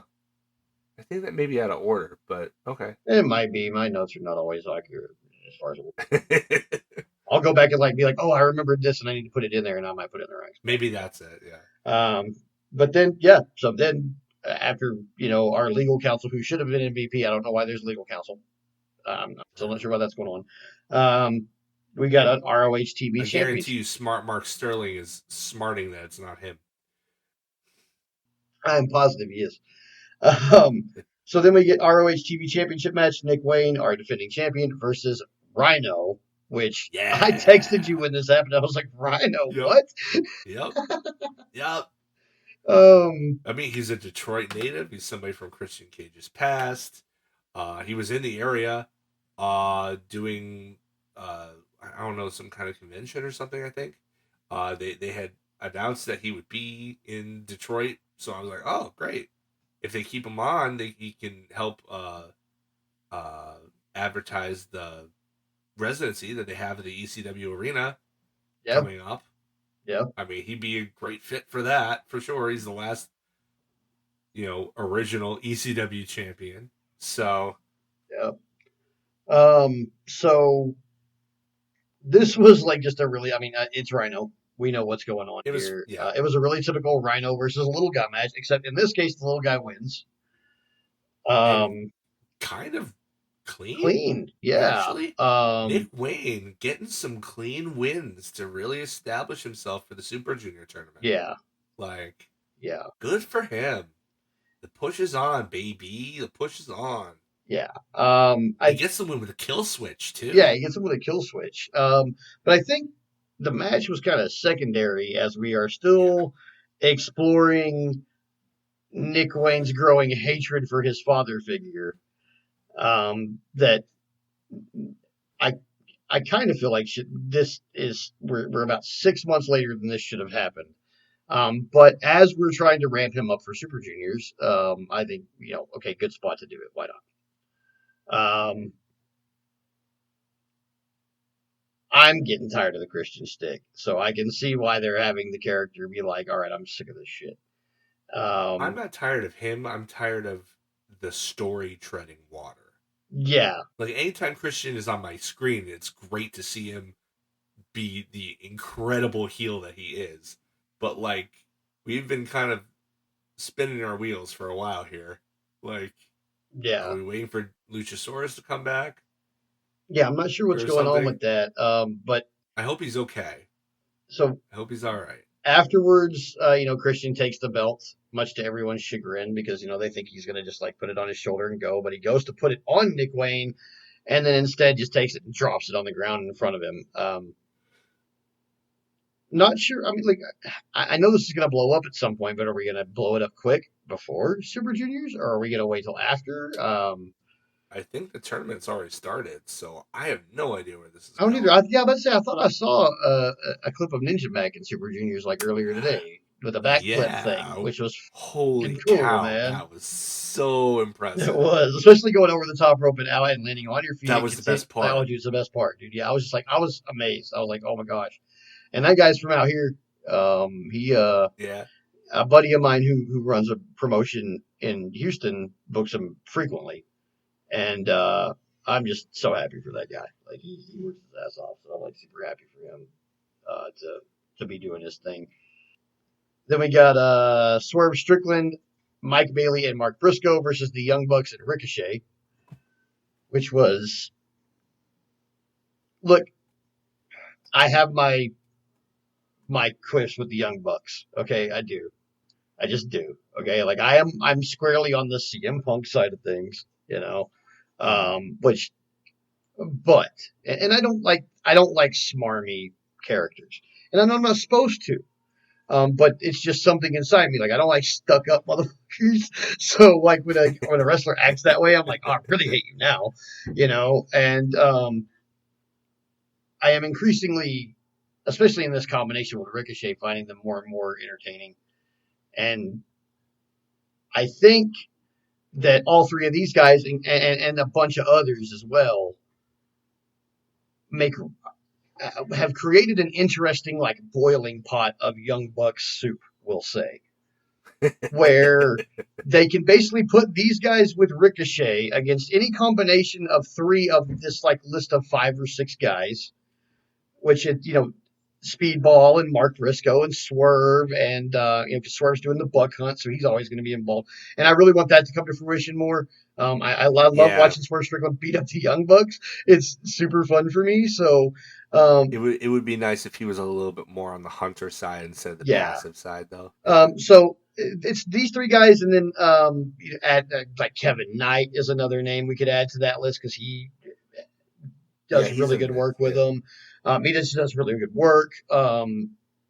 There's a few others. speedball. Yeah, Speedball's in the Yeah, match. he's in the match, but But yeah, I yeah, mean, I'm trying to think of there's like a couple other names I would have but like the mid card MVPs yeah, basically. basically the mid card MVPs. But you could You basically throw like any, it's like the Continental Classic, like it would be like that bracket. Be like throw all those guys in the mid card and yeah, we're gonna be fine. yeah. Like any So combination of them. yeah, so you get to see some random combinations of these guys versus this new trio that is kind of the Young Bucks and Ricochet. I don't know if he's joining the elite or what's going on there. He seems to be kind of elite adjacent, I I guess. kind of, I kind of hope he does, and I kind of hope he doesn't because he's doing really good work right now Yeah. on his own. But it would be kind of cool to see him go back and forth and be obnoxious in that elite atmosphere. Mhm. Especially since as much as I love Kazu, his English isn't perfect. Like, I mean, all he needs to say is bitch anyway. But like, I mean, it would help the Young Bucks have another guy to bounce off of Mhm. verbally, you Yeah. know. So I'm kind of 50-50 on it. I could I, I would be happy either way. Like even if he's just an associate and not part of the elite, I could still find that entertaining. It's fine. Yeah. But yeah, the match was really fun. It, it, I'm trying to think of like specific moments, but it was just really fun overall. Like Swerve seemed to be like a house of fire throughout. Yeah, And I think it like he when the Bucks get the pin, he's super irritated, and like yeah. I I think that was the point. It's yeah, I like think it they might have make him been look super, super hot and make him look like a world beater, and then just have him lose to, as Simon Miller says, the most dangerous move in all of sports entertainment, the yeah. surprise roll up. So And I was glad that it was Matt that got it. yeah, Good for Matthew Jackson getting a pinfall victory over former world champion. Good for him. Nick doesn't need all the glory in this team. right. Um.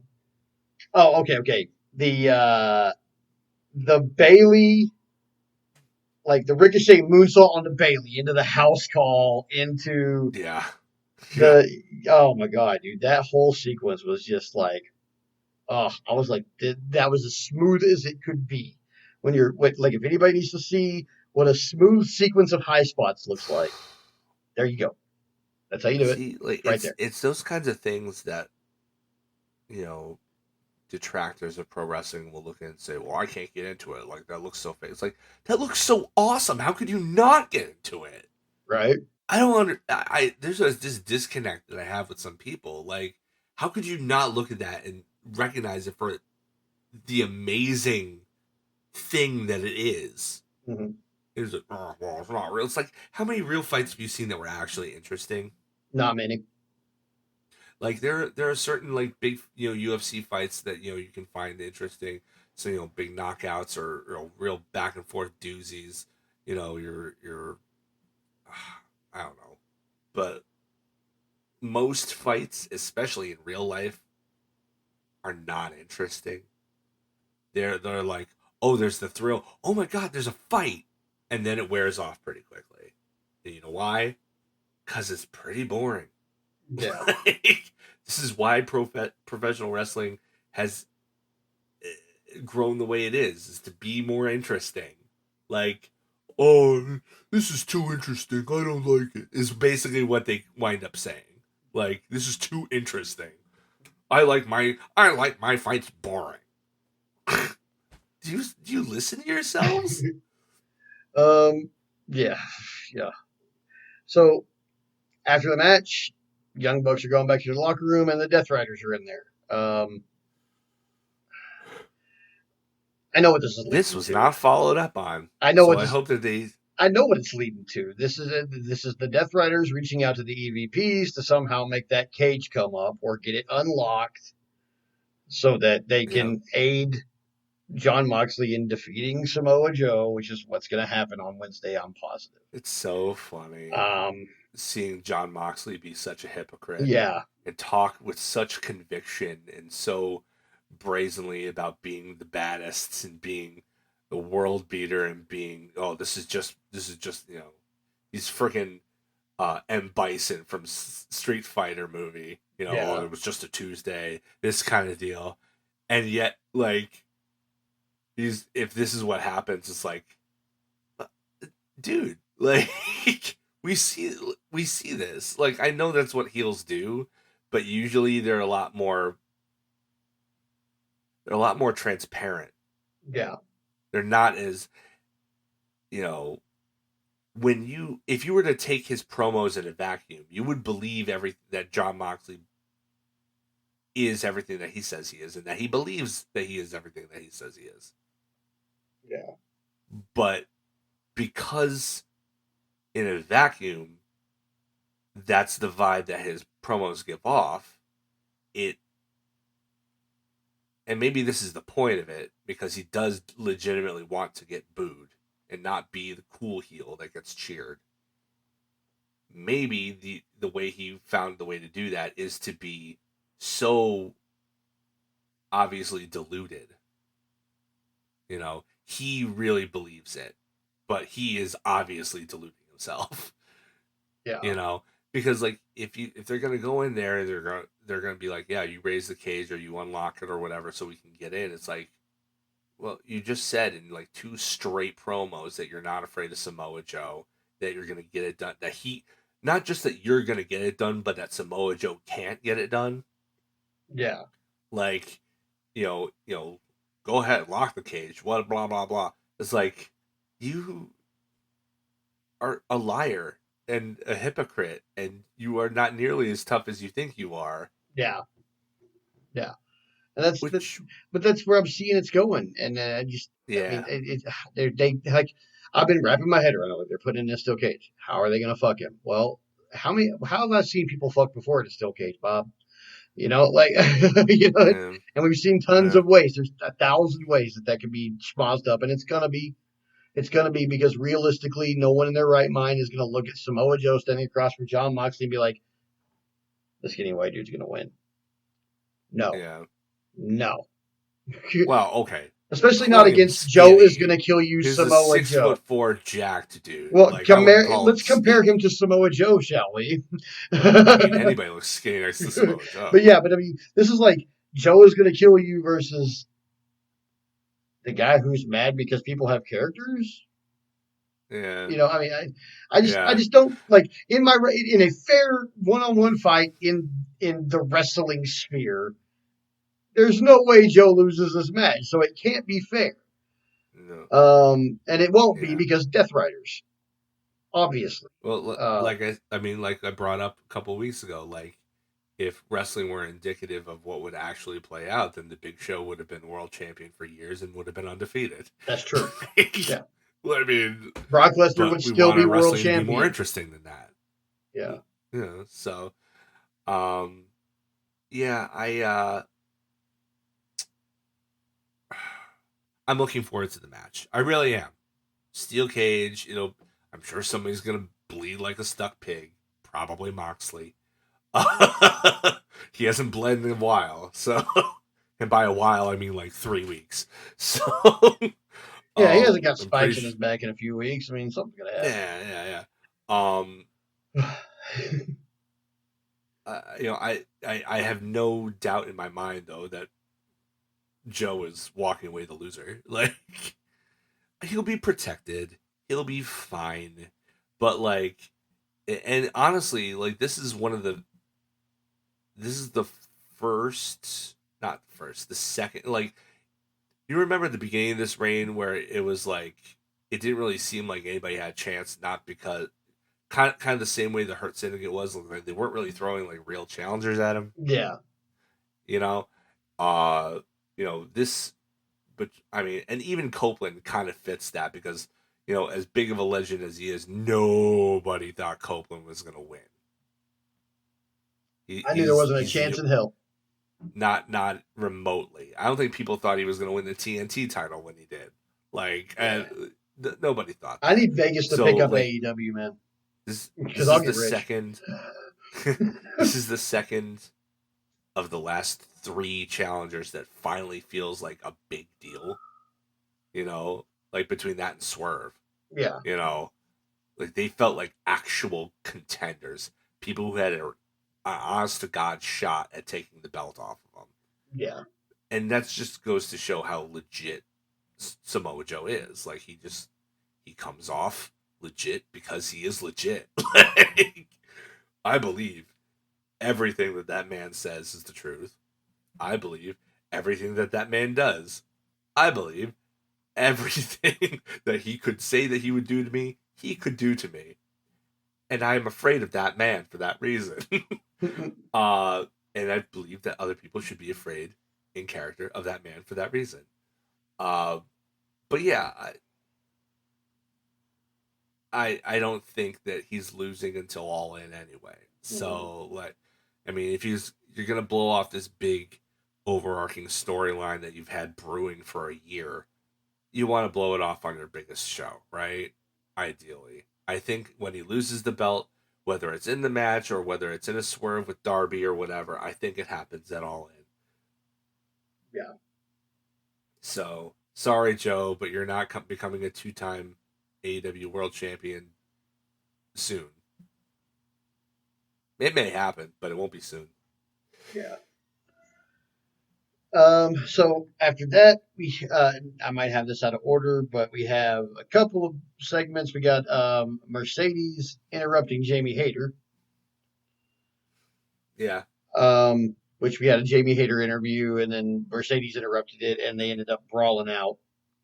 Um, this was another one too where the venue played a part in making yeah, it feel special and different because this was unlike any other venue that they've been to. So like even the interviews were in cool localities, within the building. It's like this looked like a really like posh, office or like meeting room or something like that, or like almost like a lounge. yeah, And it was really cool to see Renee interview somebody in that setting. yeah. So, um, you know, nothing in the interview was really anything we haven't heard up to this point. It was really more for the brawl itself and to heat this up even further, which I think we've done a really good job. Besides the fact that like Mercedes and Hayter are really good foils for one another, I think character wise, Yeah. because Mercedes is very much a like kind of nonsense heel where she like will Yeah. give you a bunch of bullshit, and Jamie Hayter's very no nonsense like powerhouse face, so it works well. Yep. Um, but I mean, we're all excited for that because of the way they've been working on screen, but we're all also excited because I mean, there's the possibility that Athena gets involved in this match and Mm-hmm. sets us up for all in or for all in. So there's a lot. I mean, I'm for one of the first times since Mercedes has showed up in AEW, I'm like super excited off the hop for this match, and I'm Mm-hmm. not like, and then I'm not saying she's just put me off completely because I watch her matches. I get drawn into them. I have a great time. Adam, you've heard it right here on this podcast Yeah. while we've been doing our watch alongs. And I'm like, man, that was awesome. This is great.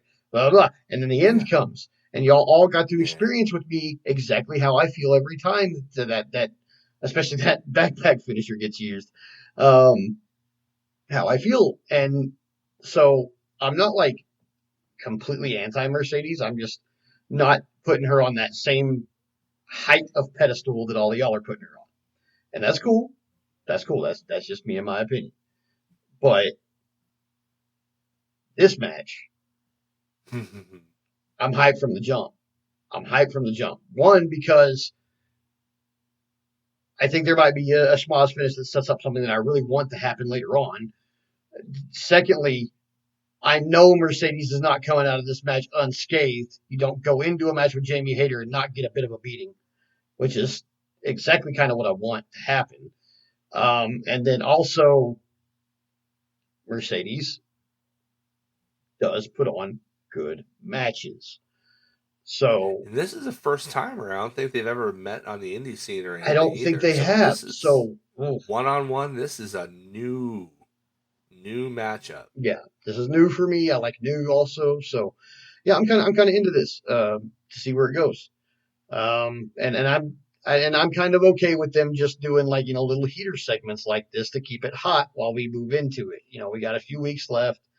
They've said a lot of what they can say. I mean, you can't do 9 weeks of promos or whatever on the same person. It will get repetitive. It'll get boring. You'll run out of ideas eventually. We're people, you know. Yeah. Not everybody has a walking around, vocabulary and thesaurus book in their head, and not everybody is gonna, That's why I think they'll probably continue to heat it up by making it more personal. mm, Something will happen. They'll make the issue much more personal and less professional. Um, I don't know. Mercedes will slap Jamie Hayter's mom or something. I don't maybe. I know. mean, it's a possibility. Like, We've I seen mean, moms get slapped. we'd have to get her over here from England, but Yeah, because they ain't going there before until after all in. I'm sure But that would be such a problem for Tony. oh Yeah, well, yeah, it's not a problem for Tony, but people have lives and schedules and that's stuff. true. Like Yeah, I don't know though. If she may be afraid of flying for all I know. I I don't would know. be right now to hear. I mean, right now, Um, absolutely. so At I'm least if we're excited for flying this. to or from this country. I'm anxious to see where it goes. I'm kind of ready for Yeah, all in or for Double or Nothing to be here already. Just because yeah. I want to see all this come to fruition. Notable too. I think they may have spoiled the winner of the tournament too, How? because in this segment, after initially, you know, Hayter chases Mercedes off, and then she looks at the Owen Hart Cup that's there, and she gives it a good long look, and then Mercedes comes and blindsides her from behind, gets her in the statement maker, and makes her scream, which is not something we're used to from Jamie Hayter at all. Yeah, Which immediately puts Mercedes on an even playing field with her, in my eyes. But the kicker though is that after she's done with that, Mercedes, she touches the cup, mm, and now I know, like I'm not like the biggest hockey fan or you whatever, don't touch the cup but I before. know you touch the cup before, that's jinxing yourself. You don't touch the Stanley Cup beforehand, and we know that Tony Khan is very much a sports fan, all around sports fan. Yeah. He loves football, he loves soccer, he loves basketball, he loves hockey. He loves like literally everything. Yeah. It's great. I mean, the last time they were at where was it? What city? Who were the last NHL champions? They all touched the cup when they were in the city. Pittsburgh or something, I think. Pittsburgh or whatever.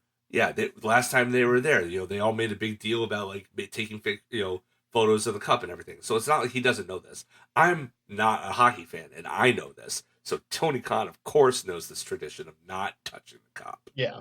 You have to think that this was done on purpose. Yeah.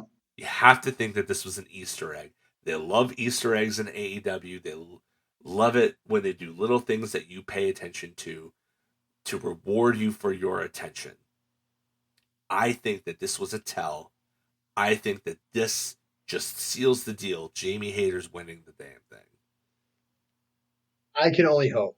And that's the best faith I can put in it. I can hope.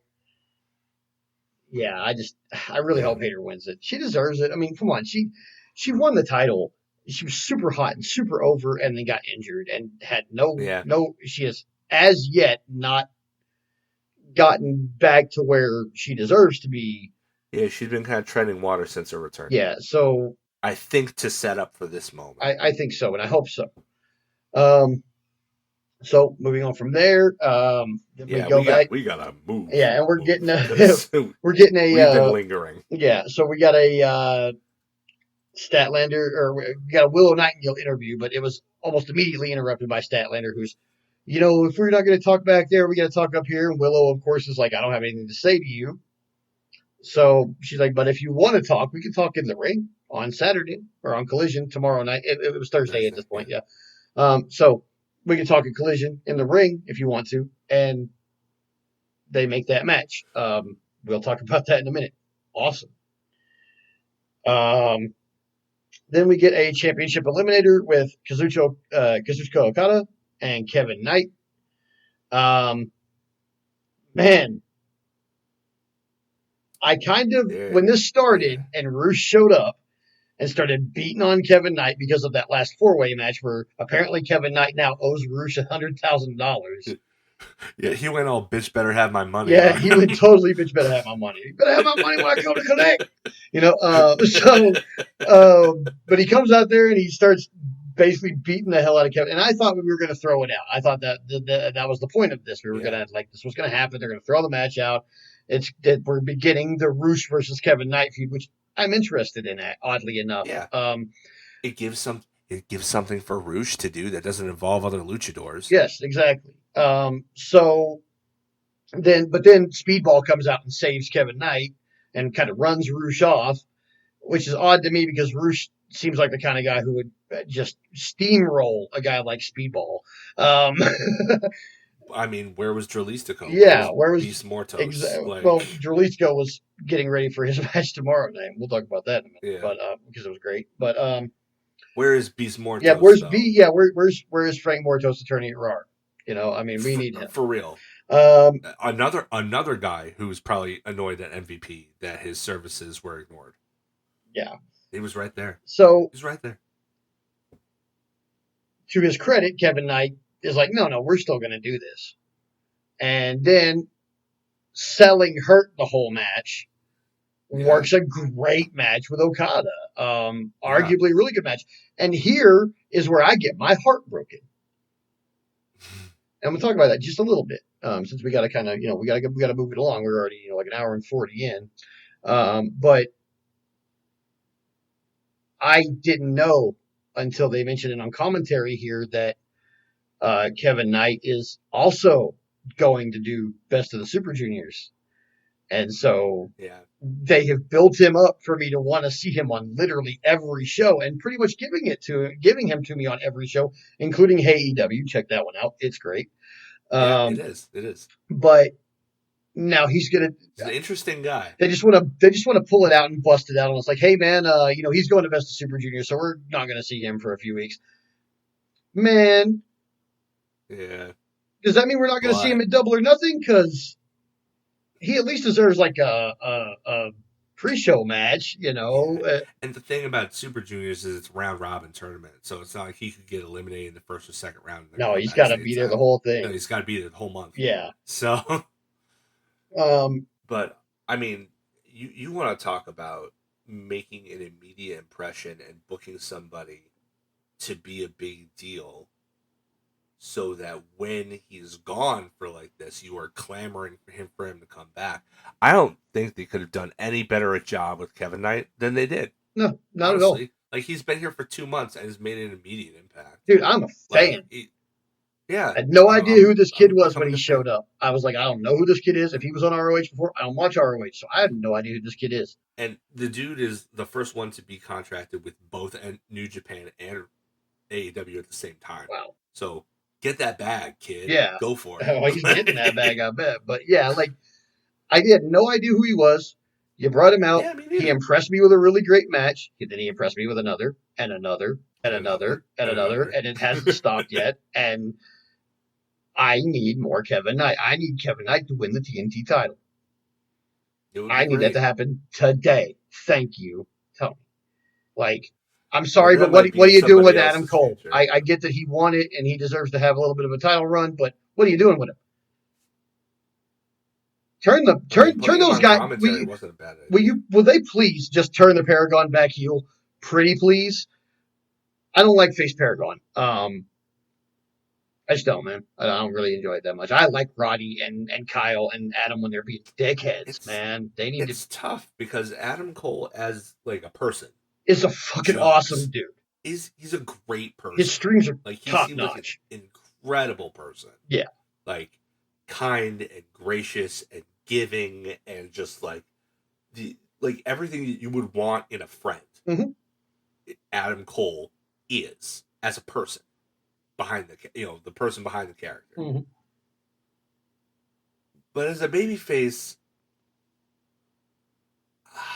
it's weird. Like as a heel, he's a smarmy son of a bitch, and you love it. And like he's a really good heel who does dastardly things and everything. But when he's a babyface, I feel like as much as you would like to hang out with the real person because they seem like a very good person and your life would be improved by them being in your orbit, as a babyface, it's a little too squeaky clean. You want a little bit more edge. Just a little bit. Doesn't even have to be a lot. Just a little bit more edge. And I feel like with him, I don't know if he has the in between. Like he has, he can go up to 11 either way, and there's not like a way for him to dial somewhere in the middle. Yeah. But that's not to say I'm not a fan of Adam Cole. I am. But like, yeah, you're right. He's missing something as a babyface. Yeah. And I think it's just a little bit of an edge. A little bit of an edge. Yeah. You know, he's a little too humble as a babyface. Right. I feel. So yeah, so with Knight, he works a banger, selling hurt with Okada, and then we continue our trend of the Rainmaker being very well protected because he catches one and gets pinned. So we got an Okada win there. Roosh doing the better have my money shit was earlier in the night. And then here we are, our main event of the night. Samoa Joe versus Claudio. I really like this, man. Slapping me. I freaking love this. These guys have impeccable in-ring charisma together. They are just like both of them. Like they'll just continue hitting each other harder and harder until one of them's like, "All right, that's hard enough." And I don't think either of them have the capacity in them to say, "All right, that's hard enough." So they just keep hitting each other harder and harder throughout the entire match until one of them's like, "Get pin me," you know. I mean, basically. Yeah. Or in this case, taps immediately. Yeah, or in this case, taps immediately. It was really good. Of course, Joe catches Claudio in the coquina clutch and puts him out quickly. Let's see. Afterwards, Death Riders approach the ring, but Hobbs is here with a Yeah, chair. Hobbs comes out with the chair. They continue beating on Claudio. They're wearing Claudio out with that damn chair, man. Holy Yeah. shit! Like every And time they then they hit him, I give was like, him they the did it. They're doing it again. Oh my god! Like I think that's about four. I and was then like, they give damn. him the gourd buster on it, Oh like they did with yeah, Hook. but they did this one. So I feel like okay, so cool the way they did the gourd buster on Hook and everybody before now, but this one on with the chair up taller because they did it over yeah, the back of the chair instead of the legs yeah, just looked nastier. yeah. I think it was only the only reason that they were feeling comfortable that they could do that was because Claudio's so tall. Yeah, I think they may have You had to do know, it that way to make it look effective because he's so tall. maybe, But but it it also did. allowed him because he's so tall. His feet hit first. Um, he wasn't in any danger, Yeah, any no, real no, danger. it wasn't any real danger, but it did look awesome. And he's put out Claudio and John Moxley instead of attacking because of course he can't because we've got Powerhouse Hobbs in the ring with a chair. Um, just looks horrified standing Yep. inside the ring, just horrified looking. I think like I really enjoyed the match. I think the after angle would be more effective if this wasn't like we said last week the same basic formula as the previous challenger. Like we're gonna take Yeah, his take people out the out. lieutenants. Yeah. Yeah, like Well, this time Yuta's still in the mix though. yeah. And so is Yuta's still in Marina. the Like mix. Marina's Yeah. not nobody's catching concertos every week or anything like that. But again, we still have 3 weeks left. We could roll right back into this same formula I and yeah. I think Marina might wind up being neutralized though, given what happens on Collision. maybe yeah. So But but yeah, speaking of that, might as well start talking about that yep. then. All right, so Collision, right?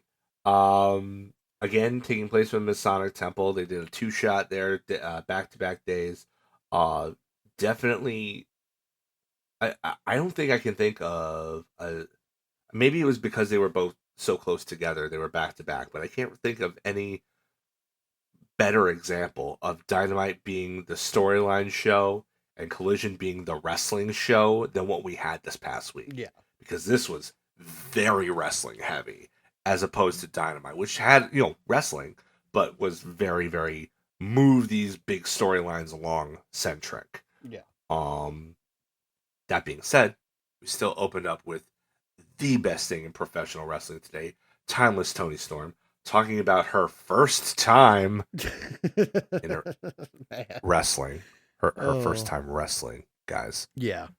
But yeah, one at a time, two at a time, three at a time, random objects, all while being watched by perverts. It was glorious. Fantastic double, triple entendre stuff. She's she doesn't care who she's gonna face, whether it's a hater or a CEO. So spit on it, sit on it, and let's get timeless. Just incredible. How is every single promo she cuts just absolutely incredible? I don't understand how she doesn't run out of ideas. She has what Jack Black would refer to as an unending bottle of rocket sauce.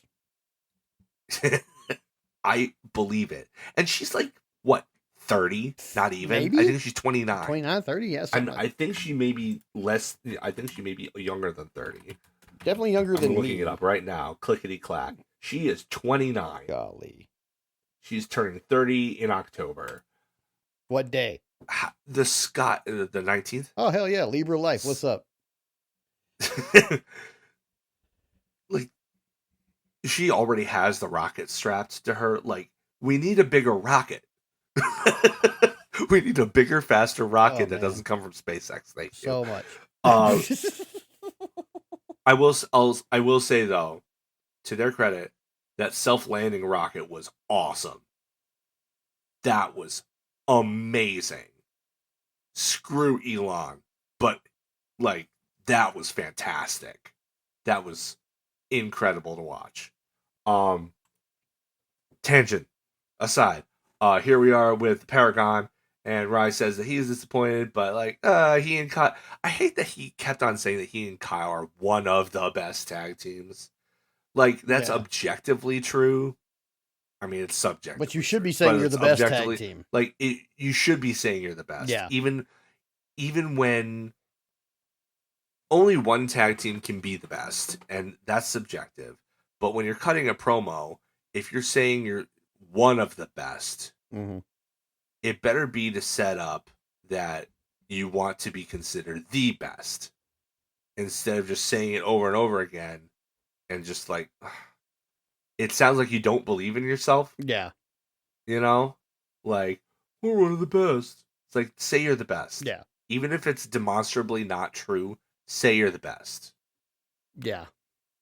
Because I mean, it's difficult to get behind a character, even as baby faces who don't believe in themselves enough to consider the possibility that they could eventually put truth to the words. That even if they're just trying to hype themselves up and trying to convince themselves more than anybody else, that would be preferable than pigeonholing yourself to say, well, don't expect too much from us. Yeah, see, we're one of the best, but we'll never actually climb the mountain. Yeah, see, is what you're saying, is what you're admitting. The thing for me with this type of face that bothers me about this is that, okay, and this only happens with wrestling that's on television.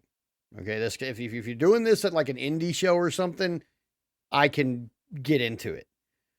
But you are going to sit there and book an angle or run a character where I am expected to believe that this guy, who is in one of the top wrestling companies in the world and has a minimum 6 figures in his salary, is down on himself because he's not good enough.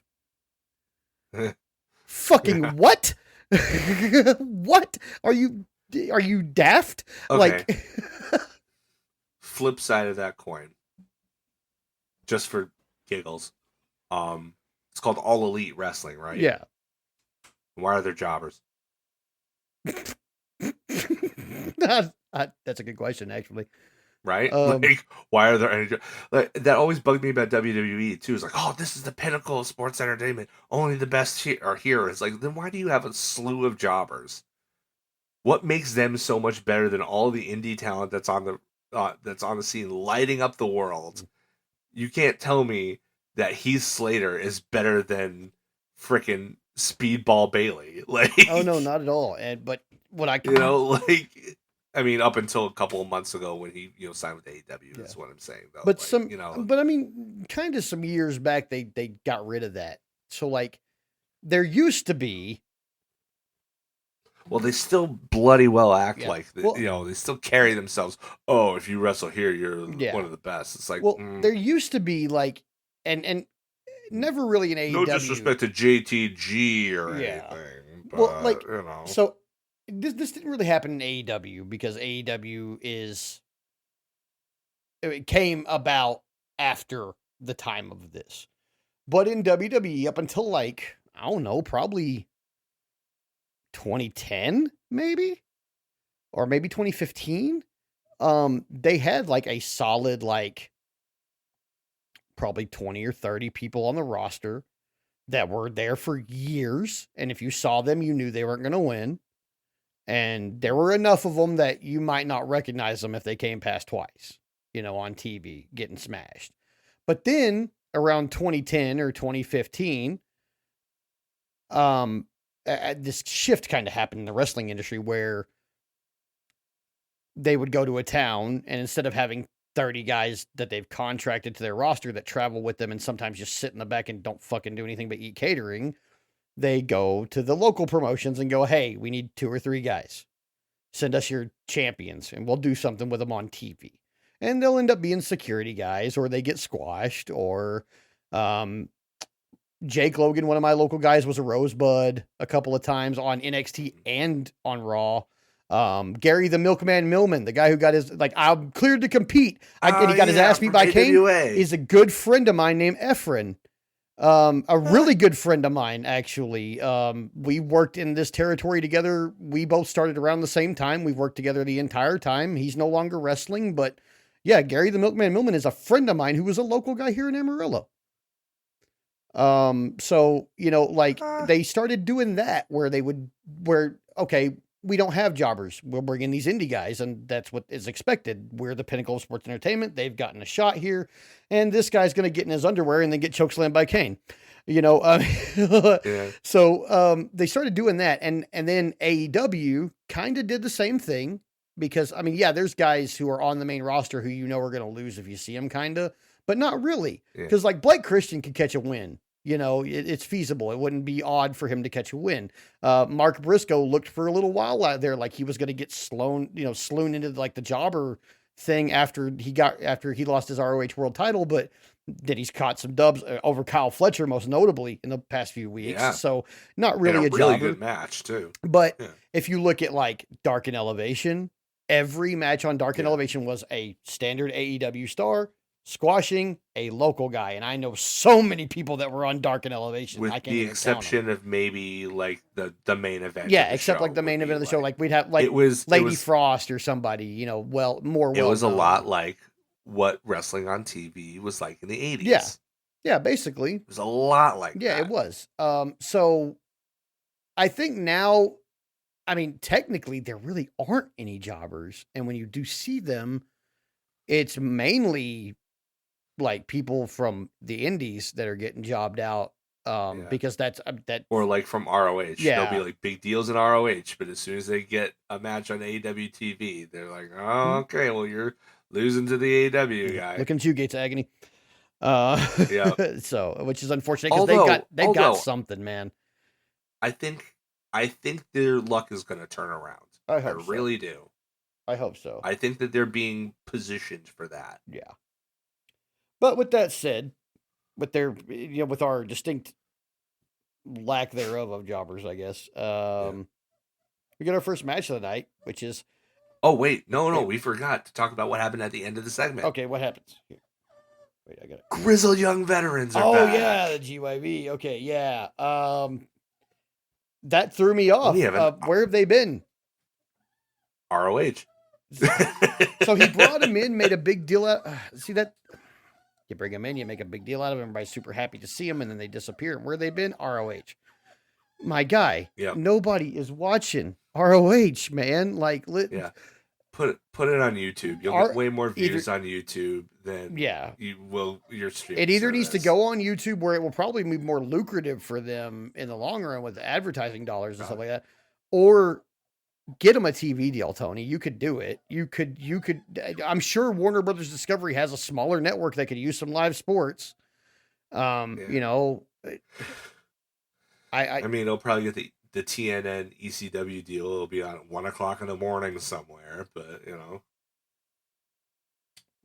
But okay, you know what? Like it was good to see them. Get them a deal back with Sinclair, and let's have it on at 3:00 in the morning, like I used to have to watch it, and I'm okay with it. I'll go right back to watching ROH at 3:00 on Thursday morning. You know, like, or Friday morning. Just put it on Max. Yeah, just put it on. Do something, man. Like just stream it on Max, bro. Someplace where I'm telling you, I'm not paying $20 a month to watch it on ROH Vault or whatever. I guarantee you that nobody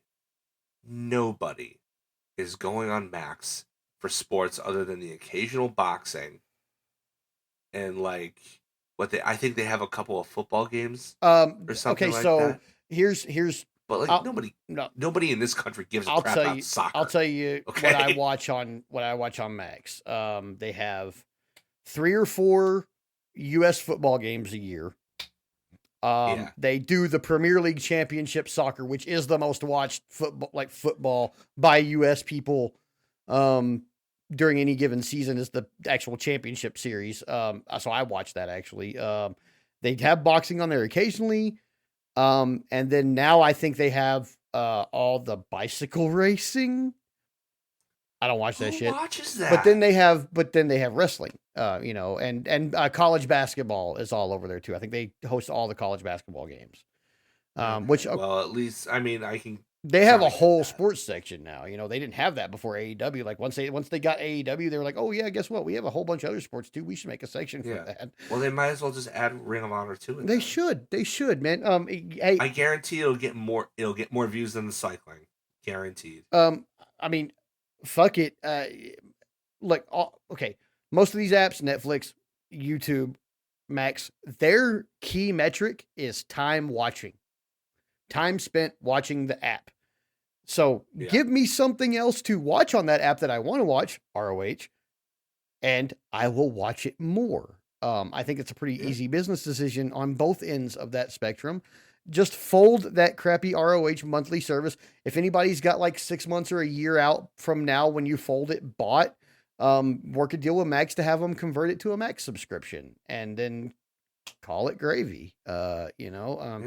They got to put it somewhere else is the main point because people show up on this show and I have no fucking idea who they are, or in the case of I do know who they are, like the Grizzled Young Vets, where they've been. I don't know Yeah. because I don't watch ROH because honestly, like I love wrestling, but I am not that much of a wrestling geek in that I don't just wantonly consume all possible wrestling. I can't do that. I'm not a freaking teenager with no job anymore. So Japanese wrestling, ROH, TNA, stuff like that. Nah. Back then, hell yeah. Now, no time. So Yeah. where's We're adults with jobs and kids and wives and so to me, we've got other things. Yeah, to me, average wrestling viewer, even abnormal, or I'm a terminally online one, which not everybody is, but No. me, average wrestling viewer, sees Grizzled Young Vets and says, "Where the fuck have they been? Where the fuck have they been?" And I know I'm not the only one that said that. I know I'm not because I know there's a ton of people who are just like me who don't watch ROH. And thankfully, I have this encyclopedic partner here who does know where they were. Because if neither of us knew, we just wouldn't have known. Yeah. But Grizzled Young Vets are back. They're going to be getting involved more in the tag division. I'm super excited about that because we were just talking during Dynamite about where did all the tag teams go. And one of them, a really good one, just made their case known. And look, we're getting tag team feuds that don't revolve around the belts. Look at this. Like, I mean, there aren't a lot of tag teams that are on TV all the time, but we've got between whatever the Hurt Syndicate is up to, defending their belts. You've got, I guess, Top Flight and Crew still have issues. You've got Learning Tree versus Gates of Agony right now, and you've got, I guess, Paragon versus GVW or GYV rather. Yeah, that's 4 ongoing feuds right now between tag teams. That's not nothing. No. Oh, and FTR versus Danny Garcia and his partner, who will probably be revealed later. So yeah. So now we have our opening bout with Ricochet and Angelico, and Angelico, true to who he is, still looks like a neon green and black Crater wrestler. I thought this match was really fun for what it was. I love it when Angelico is on my TV because his I know there's a name for it. And the name is escaping, but that like lucha style of technical wrestling, that he brings is so cool. Like you see the same kind of stuff with Hechicero anytime he comes up. Yeah. Like it's so neat because it's so different. Like there's classical like European style technical wrestling, and then there's lucha style technico, and it's the same but it's different. Yeah.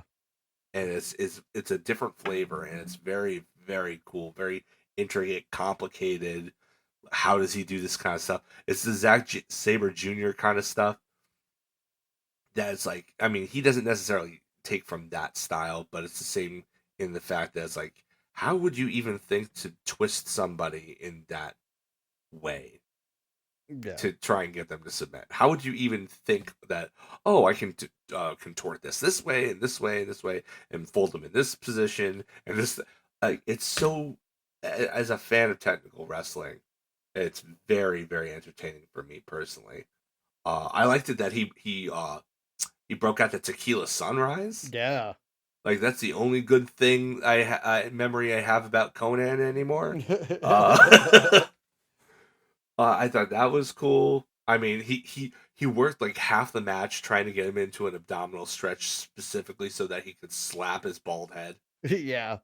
Uh, like it was a lot of fun. Poor Ricochet going to end up with brain damage. 'Cause everybody's gonna be Just gonna slapping the shit out of his head for like the next year, probably. Ricochet, of course, takes the win. I didn't expect Angelico to win, unfortunately. No. But I think the real story here is Zach Gowen, our favorite one-legged wrestler, was at ringside. Yeah. And Good then to see him. it was great to see him, actually. I got to, Have you seen him wrestle live before? Katie and I were there live one of the times he got destroyed by Brock. Yeah. He after his WWE run, he came through on the indie scene up here once or twice, and it was really cool.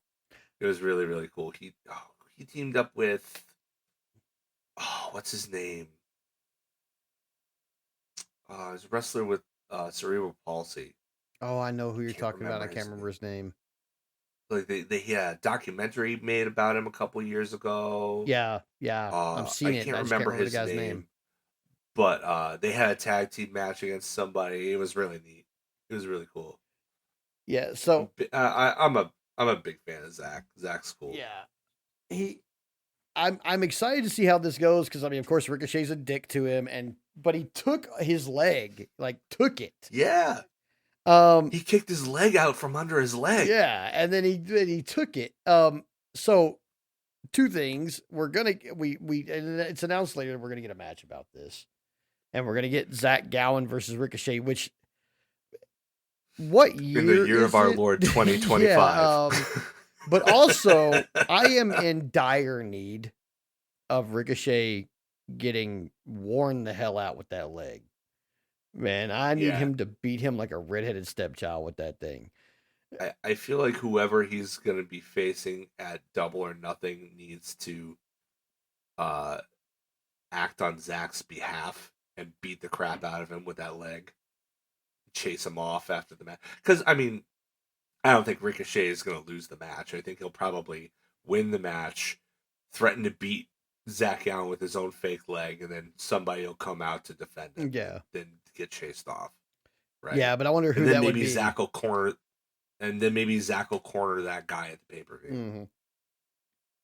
That would be cool. It'd be cool if it was Kevin Knight, but I mean, Best of Super Juniors, so he might not be indisposed. Yeah. So I'm not sure who it would be. Mark Briscoe, maybe. I'm trying to think if there's anybody on the roster that would have a connection that far back that would have a connection with Zach Gowen, but I don't think so. So not anybody who's a baby face. Yeah. So I'm not sure. I'm not sure exactly how it'll be. Yeah, I assume this is going to be to forward some storyline. Wait. What if it was Cope? What if you do Copeland versus Ricochet? That could actually be really good. Yeah, it could be. And it would be really good for Rico. Yeah. Actually. Get a nice rub out of that. Because he'd take the win, like, probably. I mean, even if he doesn't win, like just being in the ring with Edge. Yeah. Who might be Edge by that point. Apparently WWE let go of the they did. Copyright as far as I heard, yes, they did.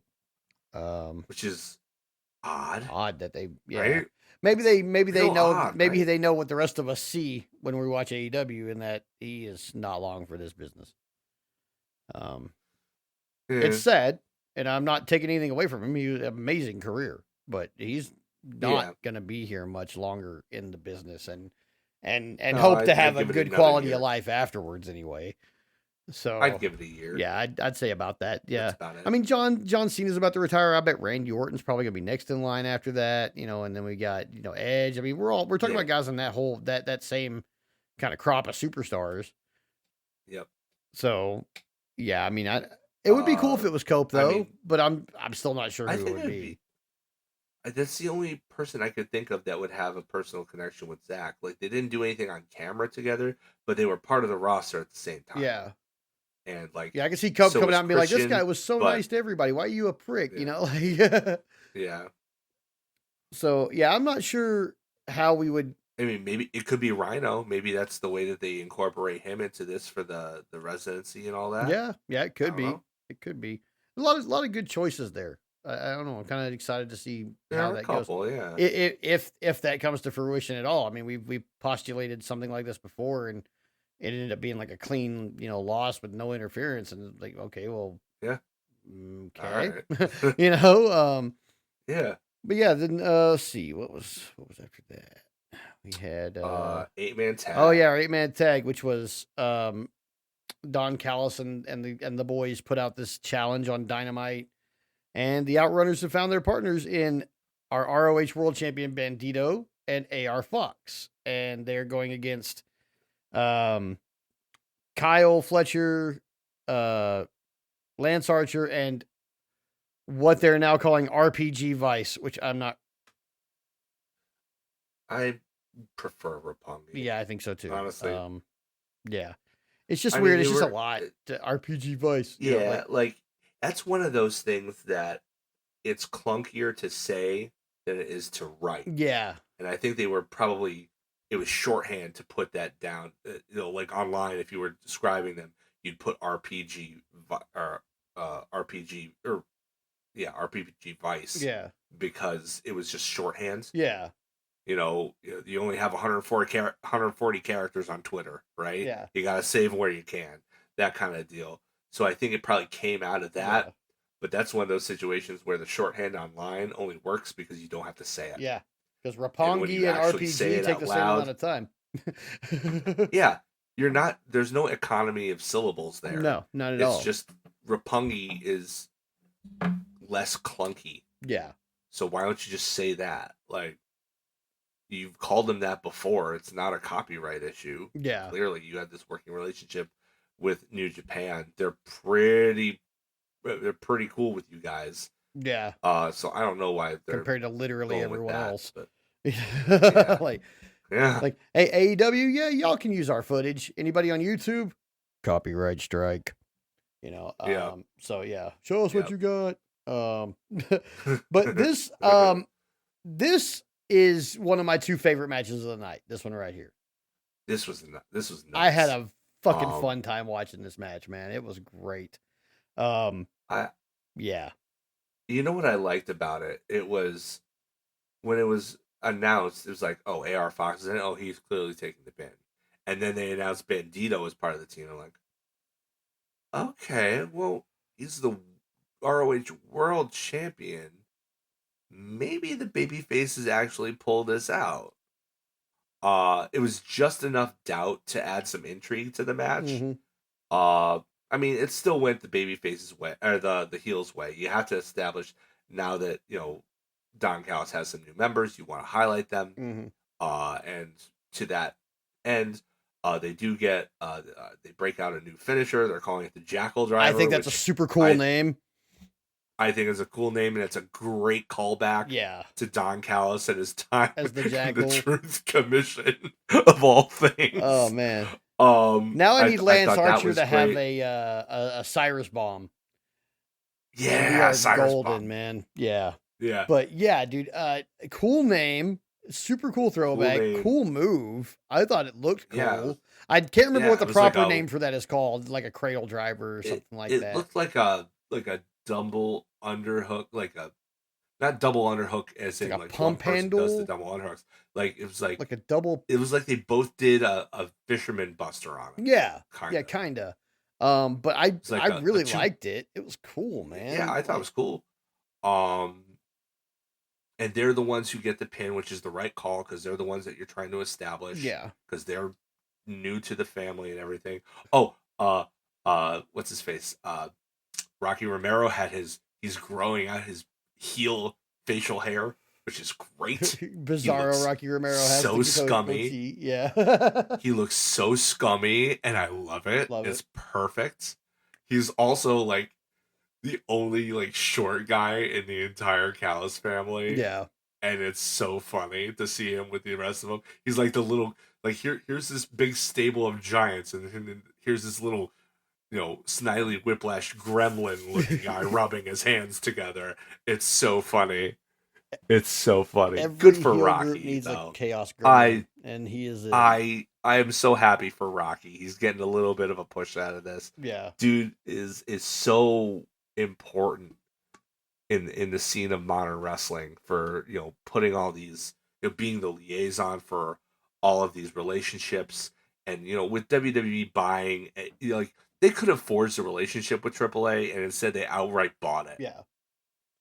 So like these working relationships between independent companies, if WWE is going to be more of that mindset, there is all the more important. Yeah.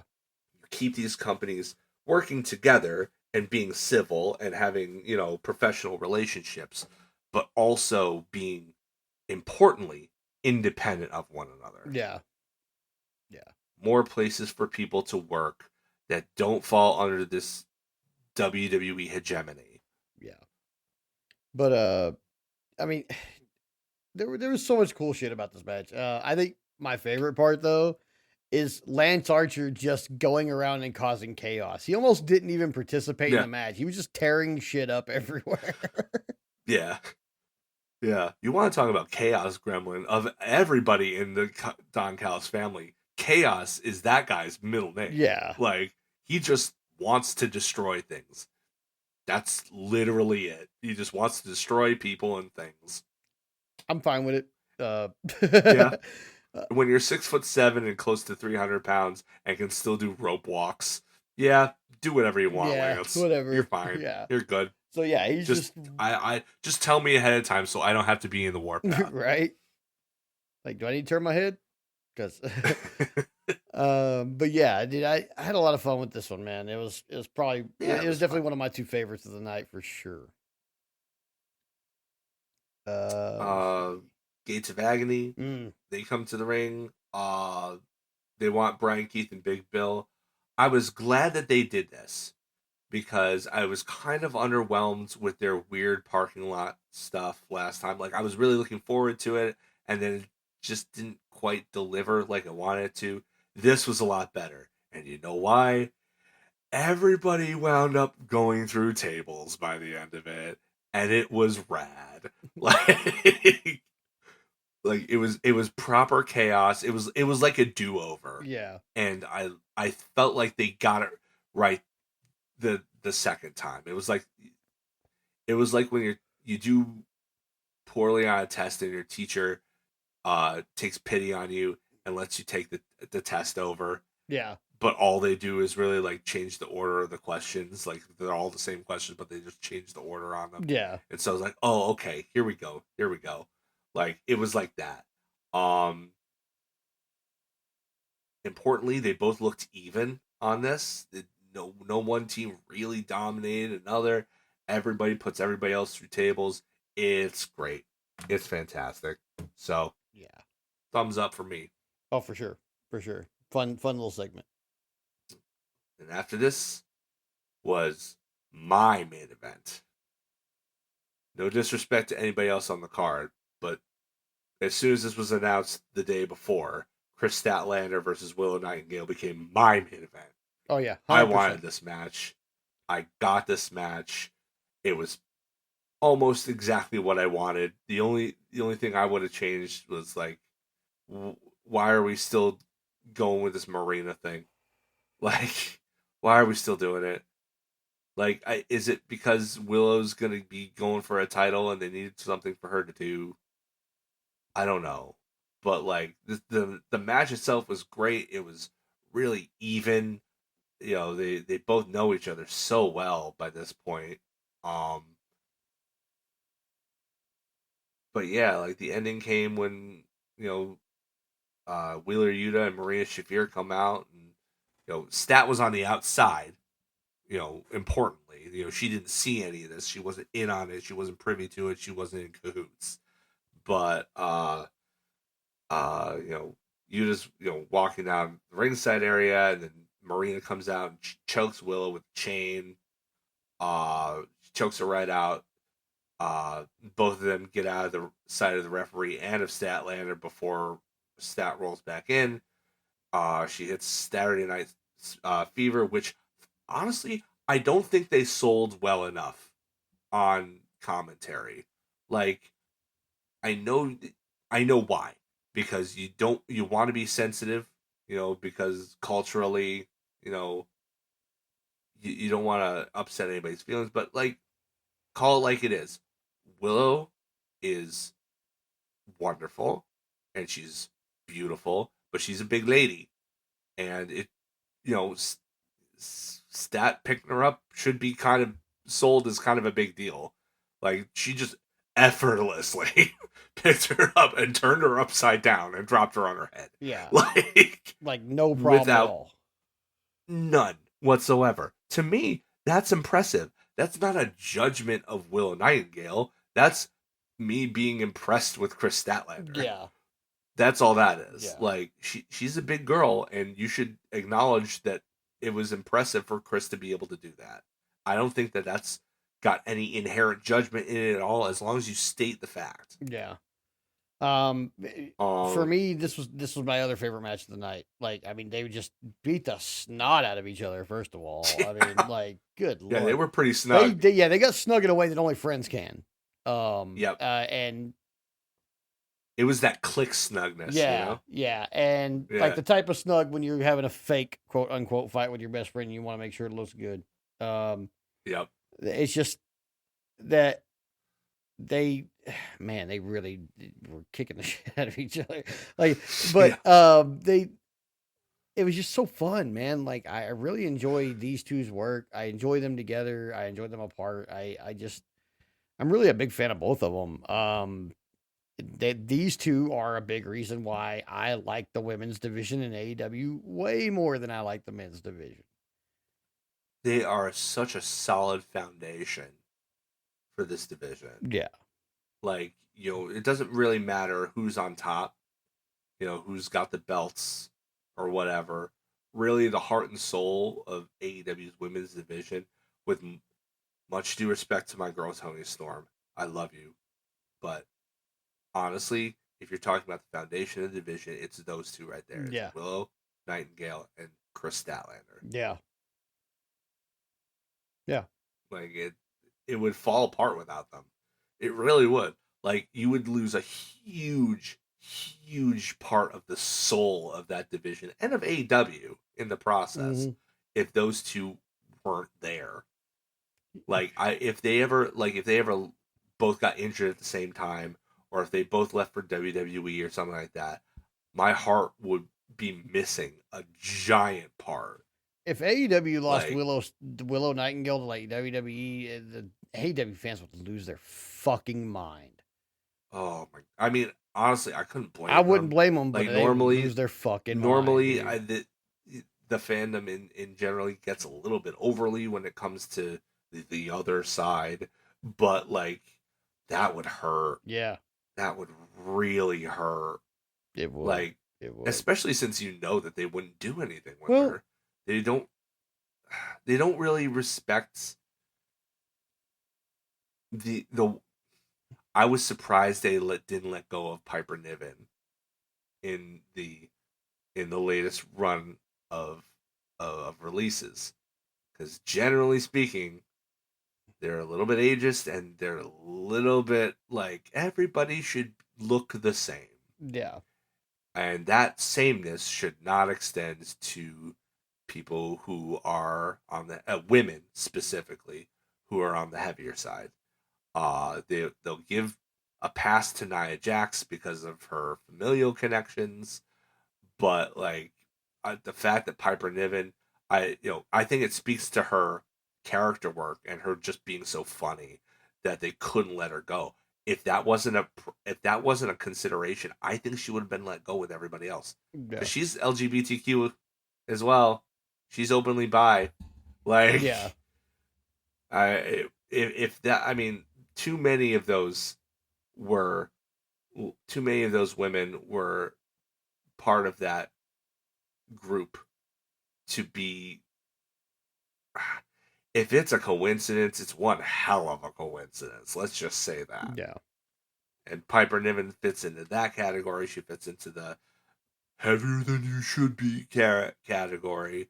Like, there are too many things going. If she wasn't connected at the hip with Chelsea Green and doing fantastic comedic work, I doubt she would have survived. No. So, if they were to hire Willow Nightingale, she's a woman of color who is a heavier girl.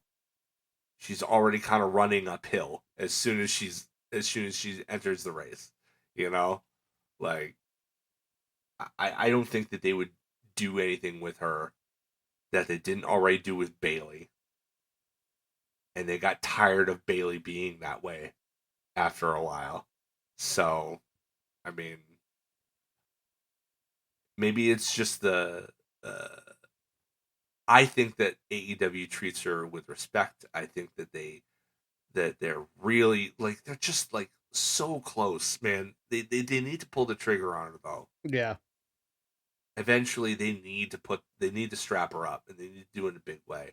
Like, Tony is huge right now. I don't, I get why you don't want to put her over Tony.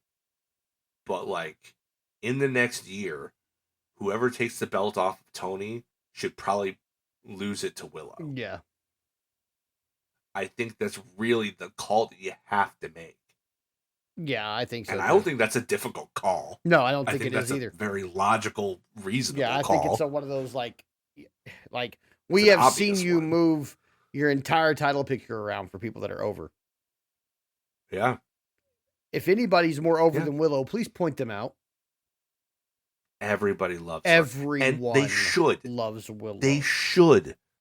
Yeah. But you point out, is like, the rare, like, earlier on Dynamite. She's the rare babyface in 2025 who is over because of how wholesome she is. Yeah. Like we saw it, like, you got the two most popular people on the program, your Osprey and your Cowboy, and the crowd split. But there's no question that everyone loves Willow. Period. That it's unequivocal. Everybody loves her. What, like, she's infectious, man. like, she just has that personality about her. She just glows. Yeah. Like, you want to be around her. Yeah. And I want to watch her wrestle constantly. Like, just constantly. Like, come on. Every show, let's have a Willow match. Like, and a women's match. Otherwise, Yeah. Like, but every show needs a Willow match. Like, I don't know.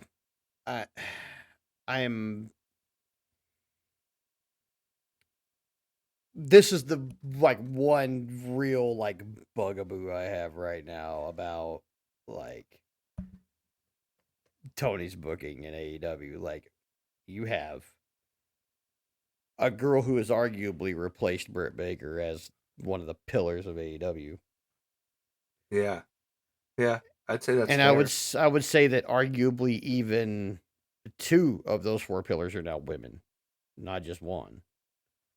It's Tony and Willow. Yeah. Yeah. But Willow's not the one with that second championship. And that bothers me. Unless you're going to give her the big one. And then it doesn't bother me so much. But yeah, can we fuck on with it already? Is where I'm at. Like, I love Toni Storm and I don't want her to lose the title. This is a very difficult thing for me to say, being the fan that I am, because I love Toni Storm. I don't want to see that reign come to an end, not anytime soon.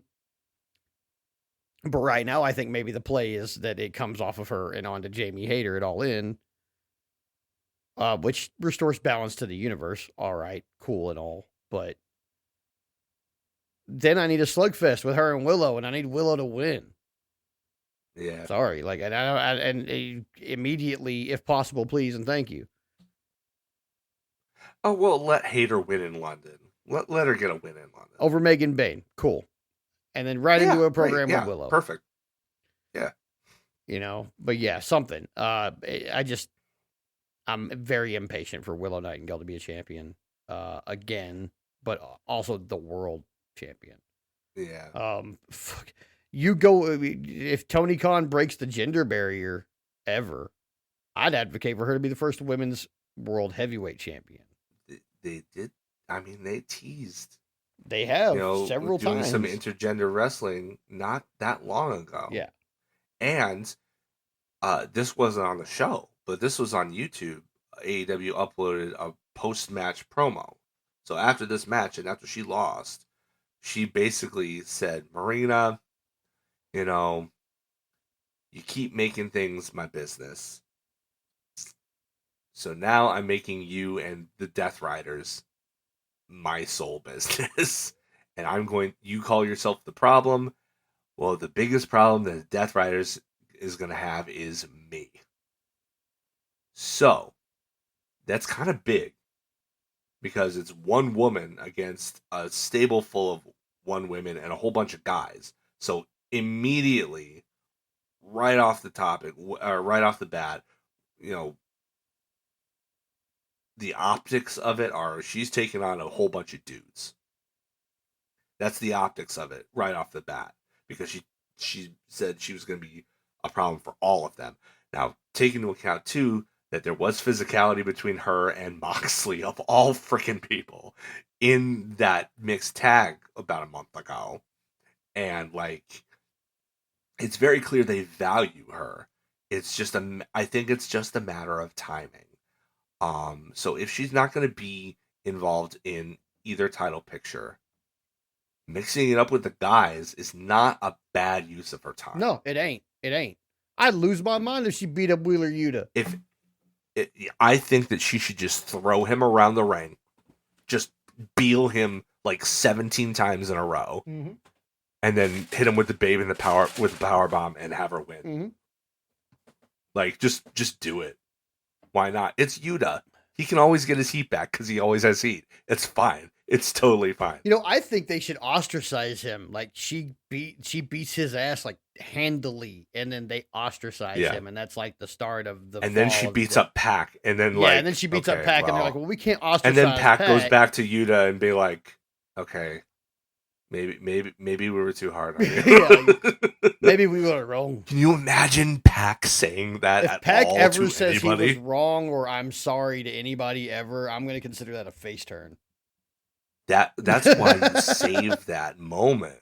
That's why you save that moment for maximum impact. Yeah, this has to be like Fall of the Death Riders shit. But if that's going to happen at All In, this stuff needs to happen in the next few weeks. She needs to be instrumental in their downfall and ride the wave of that momentum into the women's world title picture. Yeah. That's what she needs to do. I just beat up a bunch of the men. Who are you? Yeah. Yeah. Yeah. Like Jamie Hayter be like, I'm a powerhouse, and Willow Nightingale be like, I just beat up a bunch of dudes. Yeah. I don't see you going after any of them. I sought them out. I don't see you choking out John Moxley. And then that's a perfect basis for a feud because they can both remain faces and justified in what they're saying because Jamie Hayter is indeed a powerhouse. And at this point, Willow Nightingale will have indeed beaten up a bunch of dudes. So, everybody wins. Everybody wins. Everybody wins. But mostly Willow. Yeah, mostly Willow, though. Yeah. Mostly Willow. So, this was definitely my second favorite match of the night. And yes, also my main event, despite how good the actual main event was. The main event was good. I thought this was just let's hurry up and speed through the rest of the show so we can get to I don't have much to say about Dark Order and Konosuke and Don, or my notes say and Don Callis, but it's and Josh Alexander. I don't have much to say about this. I knew who was going to win this match as soon as they announced it. I don't think there was any question about it. And I find it, I know we talked a lot about Dark Order and how their initial impression didn't make a big impact on me and how I didn't really like them that much, but I feel like this is kind of disrespectful using the Dark Order as enhancement talent. It's what the thing is I get why they use them. They were brought up in the promo with Osprey and Hangman. Osprey said that, one of his favorite AEW moments was the moment where they all had that big entrance together in the world title match that he had it with Omega. They were all decked out in purple cowboy stuff, and it was a big show of solidarity. It's really moving moment and stuff like that. But this doesn't work because they turned on him. They feel he turned on them. That's not really what happens. No. People can have different groups of friends. Yeah. Okay. It's fine. Let's be. Y'all got jealous because he wanted to spend a little bit more time with these people he just made up with, and reforge that friendship. Yeah. And yes, that turned out to be a foolish decision, but at the time it didn't seem like one. Like, you turned your back on Hangman, Dark Order, okay? Let's not get it twisted. You turned your back on him. He didn't turn his back on you. So, using them in this spot, it's not as sympathetic as it could be. Mhm. Like, I get what they were going for, but it would be more sympathetic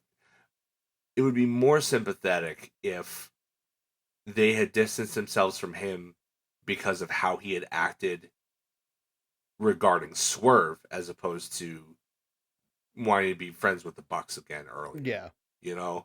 It would have been like, well, we tried to be there for you, but you kept spurning us at you wanted to be the loner or whatever. That's fine. We'll be here for you when you get back, when you clear your head and you'll come back to sanity. If they had said something like that, this would have been far more effective, I think. Yeah.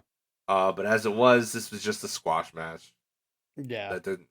That was meant to do nothing more than to make Alexander and Takeshita look good, which, I mean, that's great, but Yeah. I don't think they need it over the Dark Order.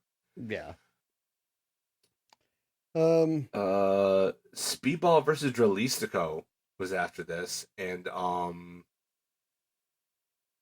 man, like, this was like a million miles a minute. Dude, it was so fast. I barely have any notes. I was just like, wow. Yeah, like it was fun. Don't get me wrong, Yeah. it was fun, but like, it went so fast. Like, they had a commercial break in the middle of it, but it still wasn't like a super long match. I think they didn't have as long with this one as they did with the first one, so they wanted to pack as much stuff in as they could. Mhm. You know what the weird thing about Jalistico is? Like, it's a weird thing. Like, he has a full facial mask, so he has to, like many luchadors who are in the same position, he has to convey emotion through his body language. But like, his character is like, he acts tougher than his booking would lend you to believe. Yeah. Yeah. Like, he keeps on like forcing these spots where like he looks like a real tough guy who can take a lot of punishment, but he always loses in the end anyway. Yeah. Like, to the point where I don't even know what his finish is. I do Like, not either, actually. I couldn't tell you what his finish is. But like, there was one point where he and Speedball were in the corner and he was chopping. They were taking turns. He was chopping Speedball, and then Speedball would no sell it, turn him around in the corner, and then kick him. And then Jalisco would no sell that, turn him around, and chop him again. That went on for like a minute almost. Yeah. And it's like, Jalisco, do you know your role in this? Or are you trying to get over so that you can better your position by making yourself out to be a tough guy? Yeah. I'm not sure what that was. I think it may be the latter because, like, anybody who hangs around with Roosh, I think they're brothers, right? Is Dralistico his brother? Yeah, I think they're brothers, yeah. Roosh has that kind of same attitude. Although Roosh is booked better, so at least it makes more sense for his character. Mhm. I think like Dralistico is like, well, Big Brother is booked like this. I should be booked like this too. And so he's like trying to like not show up his brother, but like try to get to the same level that he's at, Yeah. booking wise. And so like he'll force these positions where it's like I'm gonna no sell this so that I'm gonna seem tougher than these losses indicate that I am. It's like, yeah, but you're still losing. Yeah. Like, you can't fight the booking, man. Yeah. All you can do is try and get more over with the audience, and that's not really the way to do that as a masked Rudo. Mm-mm. You know, if you were a masked babyface, okay, you got something there. As a Rudo, No. no. Yeah. It would be better. Like, that would be a better tactic if he was unmasked and he could show facial expressions Yeah. and get over that way, because it's a lot easier to get over when you're showing that you're in pain. That's the whole point of a babyface, is to take the beating, show that you're in pain, and garner sympathy, right? Right. So, like, it's difficult when you're a masked bad guy Yeah. to elicit that same kind of reaction. Yeah. The match itself was good and like high flying and stuff like that, and Bailey wins with that awesome like double spin, back heel kick. Yeah. I don't know if he has a name for that or what, but like, I love it though. it was great.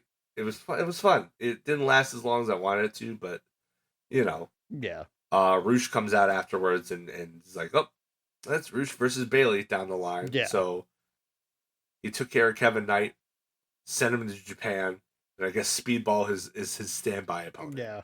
I guess he's got to beat his 100K out of Speedball instead. Yep. I guess so. Yeah, so after that we get to our what? Also we get the I forgot, we got the announcement of the next eliminator match for Tony Storm is going to include, it's another 4-way, and it's going to include the returning Sky Blue. Interesting. Gonna be in Chicago. Sky Blue is finally returning in her hometown. Probably not gonna win. Probably not. But the 2 other spots, I imagine one will probably go to Mina Shirakawa. I would assume so. Because she's been on deck for a couple of weeks now. I think she's finally finished up with Stardom completely, and she's been signed. I think they're just trying to fit her in. Yeah. It wouldn't surprise me if she was the one to be put in this spot, and she was the one to win the match, probably by pinning whoever the 4th one is. Yeah. Yeah. Not sure who the other 2 are going to be, but good question. Well, it's Sky Blue, Tony Storm, probably Mina Shirakawa, and one person. Yeah. After that, so and that could be anybody if they're just going to eat a pin. So we'll see. Yeah. But yeah, then after that we've got Daniel Garcia versus Dax Harwood for our main event, and well, right off the hop, this went to a no contest. So finally, Dax Harwood didn't lose a singles match.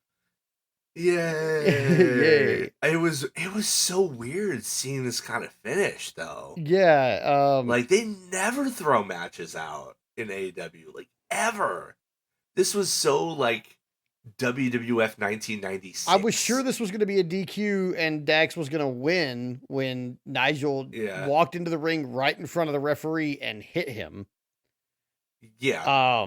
So it by all rights, it means this should have been a DQ and Dax should have won this match. But it is, they did just throw it out. I don't know why they did that.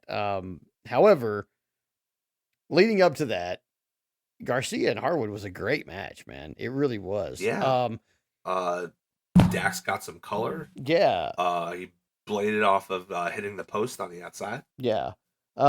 I think, and for some reason that just made him look even tougher. Yeah. And even badder. Like he got that, like, once he got the color, and then Danny Garcia did the spot with the chair on the outside, and he did it 3 times. Yeah. And he kicked him. It was great, for the record. But like, as soon, the 4th, he goes for a 4th time, Cash gets in the way, and then Dax sneaks behind him, and levels Garcia, and just the look of the blood on his face, and he just looks so pissed off. Like, it was such a great visual It's like, oh man, he gonna whoop that ass now. Dax is pissed. Yeah. Like I don't know. I love that him getting that blood all over his face somehow only made him look even more dangerous instead of more vulnerable. Like it was incredible. Great bit of business there by Dax. Yeah, I loved it. Daniel Garcia going for the 3 Avalanche Amigos was freaking cool. What in God's name? I've never. Tony said I've never seen that before. I've never seen that before either. So yeah, first time for me. I was Incredible. just like, that is great. Nobody's ever done it before. That's amazing. Fuck yeah, Danny. Yeah. Like that was really cool. Then you know, they start brawling out. They brawl outside. Somehow don't get counted. Yeah, out. they don't get counted out at all. They Bryce start is just like, oh, I'm just gonna follow you. Yeah, they start Wah, wah, picking wah. on Tony Schiavone, which draws the ire of Nigel. And then they start picking on Nigel. But he sits there. He sits there until Dax whacks the headphones off of his head. Yeah, and then he gets up and he puts his headphones back on, and then Dax pushes him. And by the time he pushes him, the crowd is already just like rabid for Nigel to throw a punch. Oh my gosh, they did such Like, a good God, job we with just this. want Nigel to throw a punch. And then when the crowd, I think that might have been the loudest the crowd was all night. As soon as he stood up off that desk and took that headset back Yeah. off, they went ballistic. Yeah, they were like, this is on. Hell yeah. And then, of course, Nigel gets in right in front of the referee and punches Dax.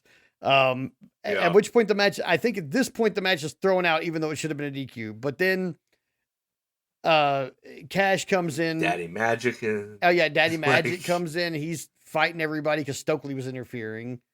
Or Cash was interfering. But then like Cash gets in against Nigel, and Nigel does the freaking whip arm takedown thing that he does, is like arm wrench takedown. Yeah. I love that so much. That's one of my favorite things that he does, because he does It looks so Yeah, it brutal. looks so gnarly love that. every time. That's why I love it so much. And he just, and I mean, Cash, to his credit, took a full on face bump off of it.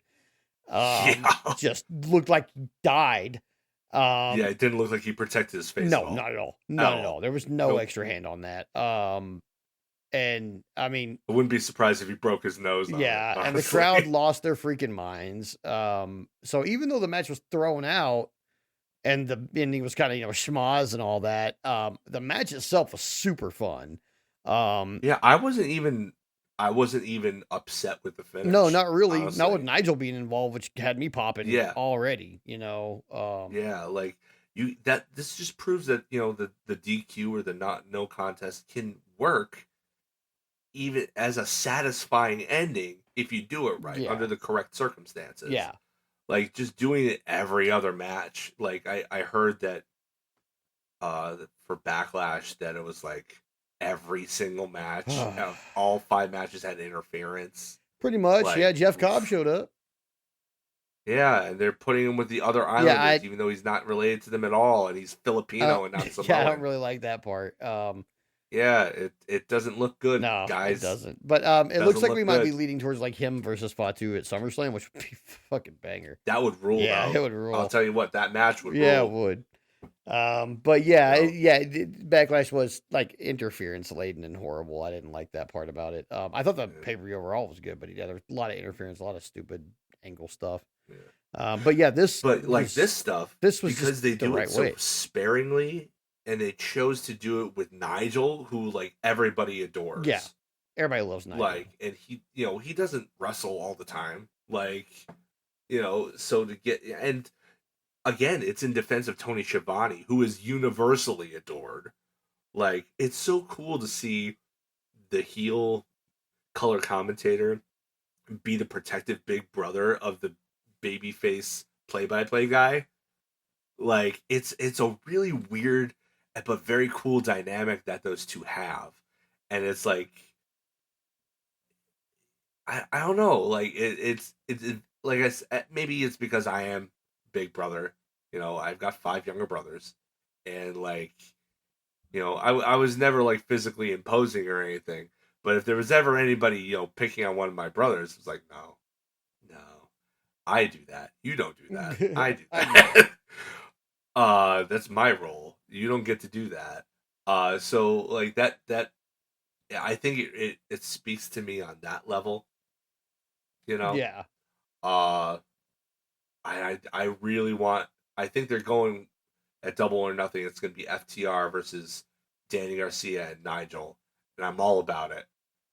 And especially if this leads to Tony punching out Stokely Hathaway, I think that would be just I'll awesome. lose my mind.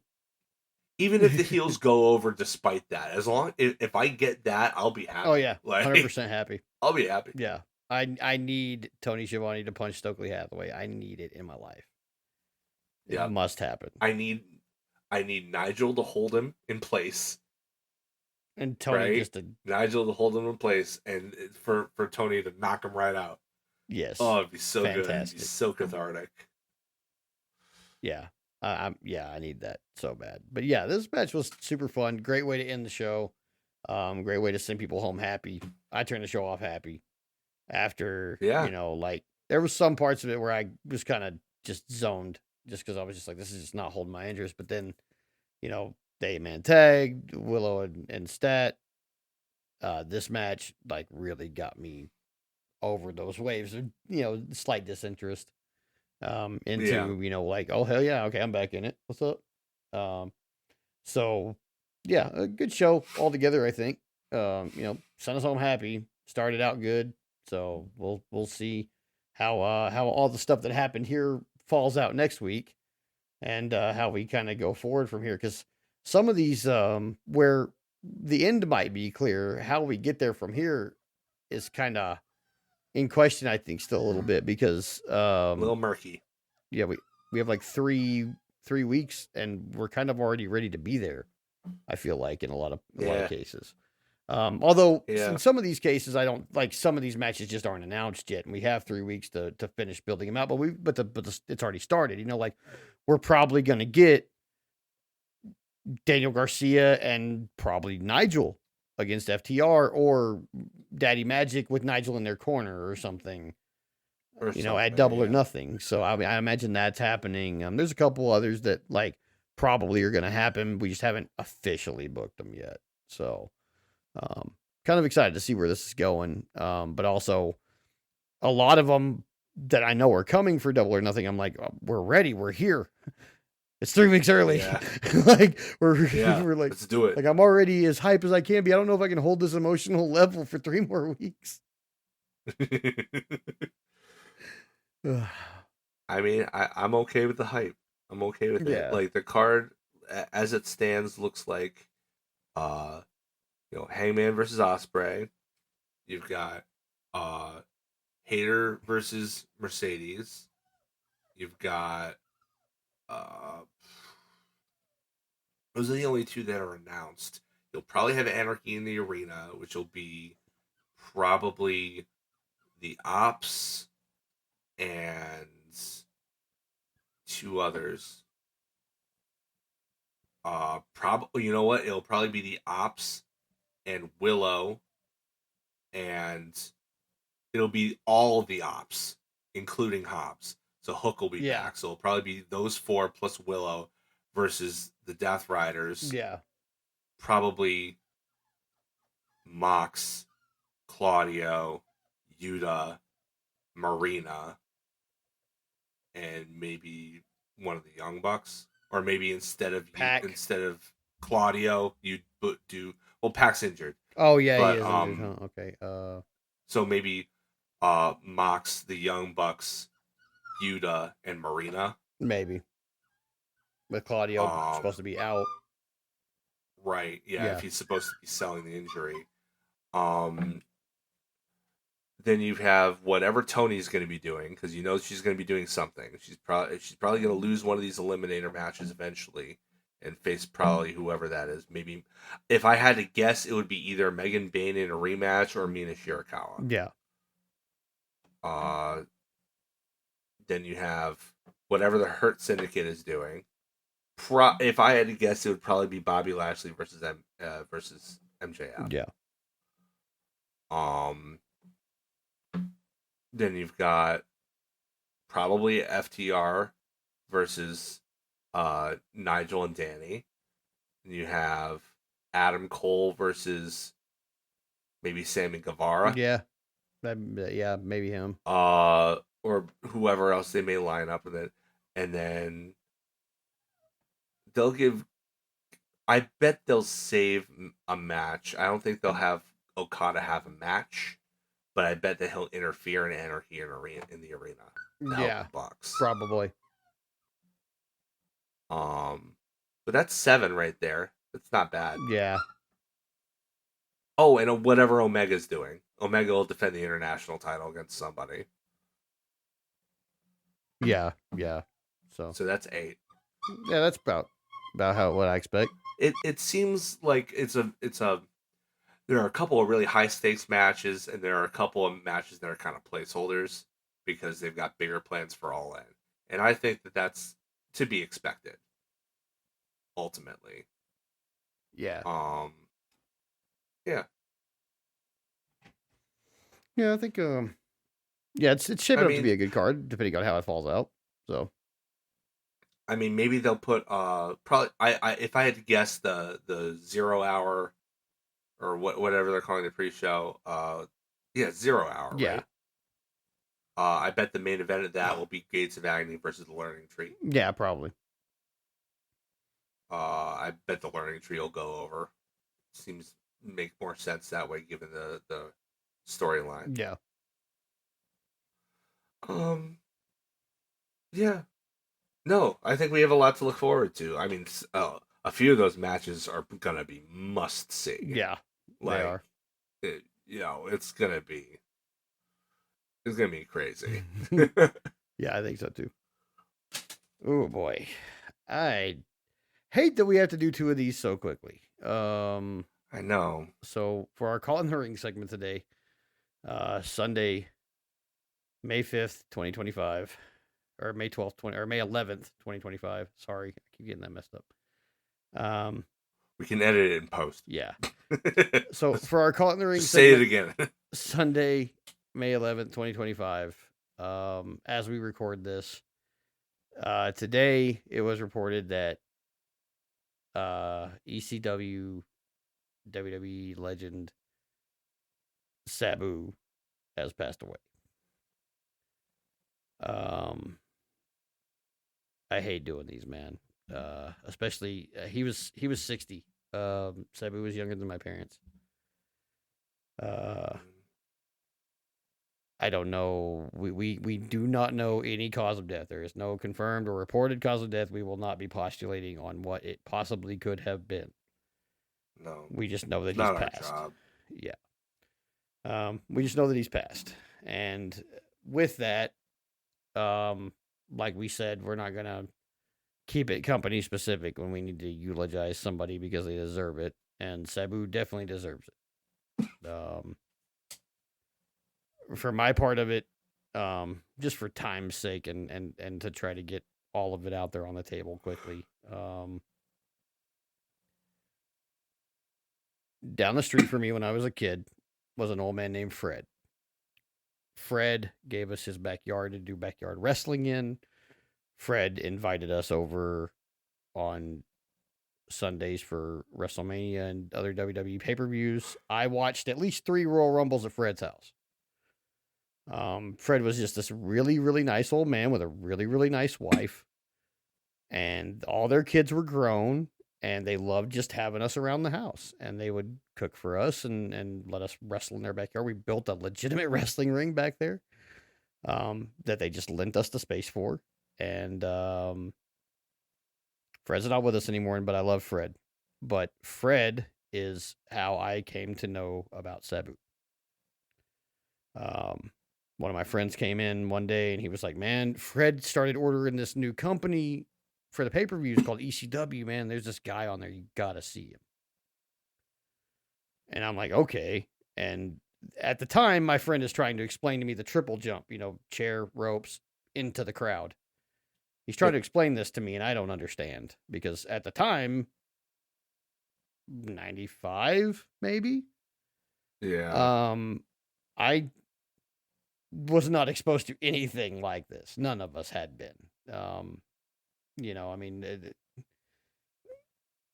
moving out in a pattern from Philadelphia to the rest of the world, like none of us had been exposed to something like that, unless you were a hardcore tape trader and knew what Japanese deathmatch was. And in that case, this was tame, but this was like the most extreme thing any of us had ever seen in our lives, easily. This whole promotion was this thing. But needless to say, my friend tells me, you know, he's like, you can see the guy.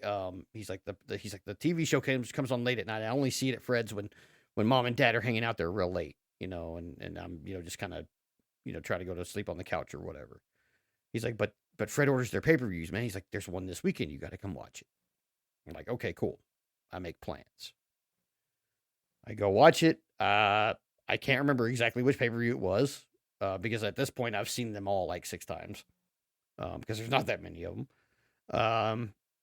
But said, to his credit, this they're like, this is the guy, and he shows up, and it's this dude dressed in, you know, the chic headdress, and he's scarred to all hell. Like, Yeah. wow, I was just like, my God.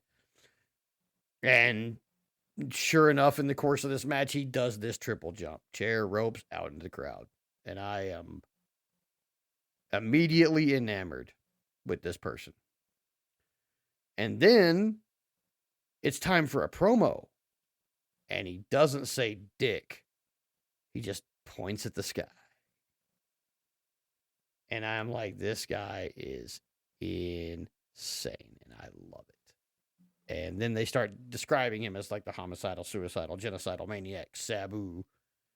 And I'm like, okay, fits. Then, you know, for a brief time, ECW went away. Didn't see much of Sabu. He did show up on WWE TV.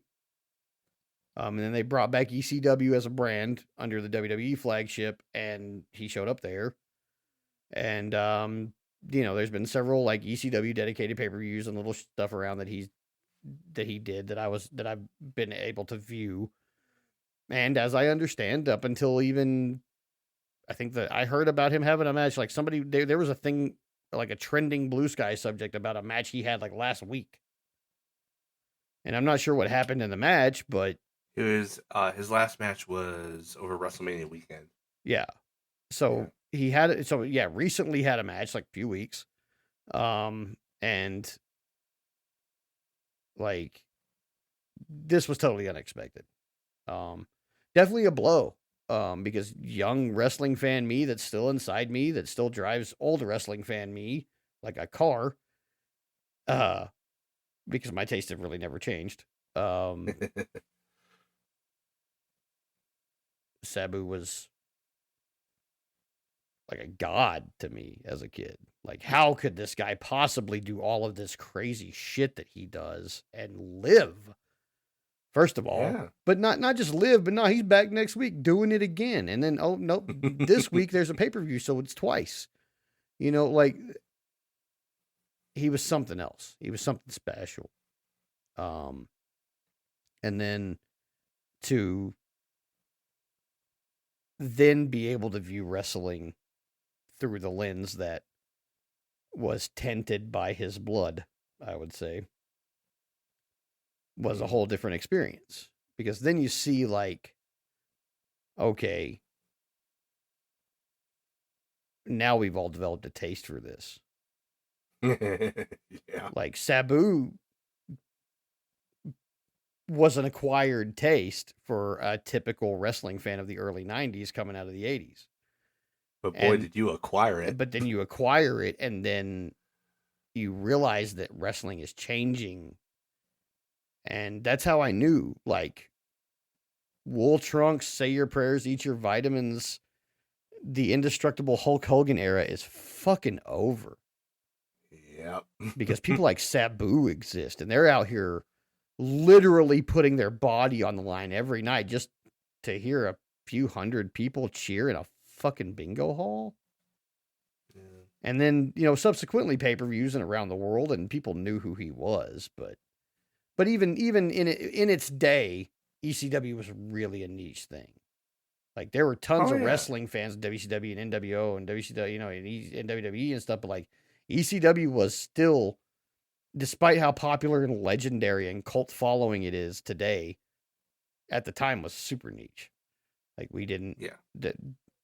I did, other than the friends of mine who were there at Fred's house, I didn't know anybody who watched ECW, except the people that I knew, like on the message boards and stuff, like in the early days of like internet tape trading and low rent HTML message boards, you know, like Yeah. just like the earliest stages of like internet fandom is when Sabu popped onto the scene, and he was the first like internet darling. He was the first guy that everybody was pretty much like, this guy's fantastic. I love this guy. And believe it or not, as bad as the IWC is today, the original like Lords of Pain message boards were a fucking hellscape. But everybody loves Sabu. So, you know, just to cut it, you know, for time, basically, I pretty much worshipped the guy. I wanted, when I decided I wanted to be a wrestler, I wanted to be like him. And then found out very quickly that telling a wrestling trainer that your goal is to be like Sabu is like a death sentence, because they don't want to train a garbage wrestler. And yes, I heard that term many, many times from many, many trainers. I don't train people in that garbage shit, boy. And despite cool, man, that's why you're in a garage in, you know, cool. That's why you're in a garage in Amarillo, Texas, and Sabu's on WWE now. You know, I mean, what do you want from me? But I wanted to be like him. I wanted to be like that. Like I Mick Foley type, you know, like, I mean, I have a Mick Foley body type. So I was like, oh, if I could take this Mick Foley body type and the pain tolerance and everything that he has, and then add being able to jump off the ropes into the crowd, I think I got something. Would have been cool to try out, but yeah, nobody will train you like that. And I was stupid and would tell them, you know, like, this is what I want to do. This is my aim. Like, I need you to train me so that I'm good enough to do this. And that was always a, no, I don't do that here, boy. You know, and I wasn't going to do anything like that without instruction, you know? No, of course not. But, and then, you know, you find out, okay, there is a place that'll teach you how to do that stuff. It's Taz's Dojo, and it's in Philadelphia, and you're 15. So you're not going to Philadelphia to go train at Taz's Dojo. So, no. And then by the time I was 18 and could train at Taz's Dojo, I was already 6 months in the Army. So, you know, it was a missed opportunity for me in my life. Like, it was probably a fixed point in time where like my life wouldn't be what it is now if I'd found somebody who said yes to that. I might be dead from my own, you know, just because I broke my neck trying to do that shit. But yeah. I think the point is that I was influenced enough by him to have been willing to try and maybe break my neck doing it. You know, yeah. He was, I mean, I can't say anything about like him personally. I never met the guy. He's one of the few wrestlers that I really, really idolize that I never got to meet. I got to meet a bunch of people he worked with, like Raven and shit, you know, and they all, without question, say he's a fantastic person. Yeah. The only thing I know about him personally, really, you know, Sheik's nephew, he got caught with weed with Rob Van Dam once, and that cost Rob Van Dam a WWE World Title. Yeah. That's all I really know, like, about his personal life, because he was very good at keeping kayfabe, I suppose. But I really thought the world of him as a wrestler. Always somebody, like, when they do these little throwbacks, like Rhino just showed up on AEW, like, I always hope one day I would see Sabu on there. You know. Well, he did show up for one shot. Yeah, I saw the one. Not really what I wanted, because he didn't really have much actual history. Didn't he show up in like a suit? No, did he wrestle? Did he actually wrestle? Because I don't remember him actually wrestling. He was in the corner of Adam Cole along with Roderick Strong against Chris Jericho. Okay, yeah. See, I remember because he didn't really he did some stuff like angle wise. Yeah, but didn't really wrestle. It was weird because like he doesn't really have any like significant history against Chris Jericho. So it's kind of a weird Other than choice. having been in ECW at the same time, and maybe Yeah. WCW later or WWE later at the same time, Yeah. for a short time. You know, I mean, Sabu basically had a cup of coffee there about a dozen times. You know, so Yeah. but yeah, I mean, I don't know anything about if what family he has. Look, guys, he kept good enough kayfabe that I don't know who you are. Okay, so if you hear Yeah. this, my condolences, major condolences, because I'm not like bawling my eyes out, but I'm bummed, man. Like this is a true bummer. Just because of Yeah. how integral this guy was to not only taking me into a different mindset as to what was wrestling and what could be wrestling, and even maybe planted the seeds of wrestling can be anything. It's dependent on the wrestler, really. But he also is going to be one of I think in the future is going to be one of those kind of unsung heroes, like the way Chris Canyon is, where like everybody wrestles this Canyon style now, but it's never really, except for like a few people, attributed back to Canyon. Wrestling, the face of wrestling, what it was to its core, changed because of people like Sabu. And I don't think he's ever, like, I think the credit that he deserves himself is a lot of times going to be overshadowed by the credit given to ECW as a whole, where a lot of guys in ECW weren't doing shit that was that innovative. Okay, they really, like, I'm sorry guys, like, fuck off if you want to tell me Balls Mahoney was a fucking techer. Okay, like, you know, none of these Yeah, he guys swung a like, chair, but there's nothing. yeah, What, he swung a chair really hard? Was that yeah, his like, contribution? I'm not going to take Like, anything away from any of these individuals' contributions to the wrestling industry as a whole or to ECW. I'm not going to take anything away from that. But if you're going to tell me that, like, guys who just threw furniture around or just threw furniture around plus basic wrestling are as influential to the overall feel and aura and legend of what ECW is as somebody like Sabu, yeah. no, I have a protrusion on the front of my body that you can put all the way in your tonsils. Sorry, like, I can't. You're not gonna tell me that, you know, especially not me, because of how I feel specifically about Sabu. His battles with Taz were fucking legendary shit. All right, you know, I could still go back and watch any Taz versus Sabu match and be hella entertained.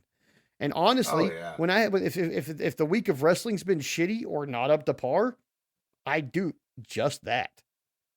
And go watch an old Taz and Sabu match, man. You know, where Sabu's jumping everywhere and landing on Taz in all manner of angles with chairs, and Taz is just grabbing two parts of Sabu and throwing him over his head over and over. I mean, and that's all it took for these guys to change the face of wrestling. And they did. Yeah. They did. Wrestling is different because of Sabu, and without him, it may still be much the same as it was before him. Yeah. So, I mean, that's my eulogy for Sabu, of course. He really influenced me. I don't know if I ever would have gotten into the business at all were it not for at least seeing him and being like, man, that looks like a lot of fun. Yeah. You know? So yeah. My first experience with Sabu, or seeing Sabu, or whatever you want to call it, was my dad got all the after mags when I was a kid. So Yep. Pro Wrestling Illustrated, Inside Wrestling, The Wrestler, they were all there. Oh yeah. Much to my mother's chagrin. Mine too, man. And I kept reading about this dude named Sabu. And I'd never seen him, like, I mean, in person. Like, I saw pictures of him, and I saw the scars. I'm like, how do you even live through that? I'm like 9 reading these articles and seeing these photos of him. Like, who, I read about his reputation and the stuff that he does and everything, but it's not the same as seeing it in person or in front of your face, at least. Yeah. And so I was really excited when I heard that Sabu was going to be coming to WCW, of all things. Monday Nitro was still new. It was really, really new. I think he showed up on like the second or third episode. And Yeah. I would later find out it was because he had that fallout with Paul Heyman over double booking himself in Japan and ECW and choosing to go to Japan. Mm-hmm. So he lost his job in ECW, but he found employment with World Championship Wrestling. And I saw him, his opponent was Alex Wright, and he beat him pretty handily. And then after the fact, he put him through a table on the outside, so they reversed the decision and handed Alex Wright the victory. And I'm thinking, first of all, he already beat him. You shouldn't be reversing the decision for something like that. Even at 9 years old, I'm like, that's kind of crap. But more than that, it was like, I don't think I'd ever seen anybody put through a table before at that point. Much less a triple jump moonsault through one. You're right. Blew my tiny little mind. Like, oh my god. Well, I mean, it wasn't a moonsault. It was a forward flip over the rope. But it was just like, I'd never seen that before. And and then like not that much later, Public Enemy would sign with WCW, and they would stack 2 tables, and they would put a guy through, and I'm like, what is even going on? What is wrestling?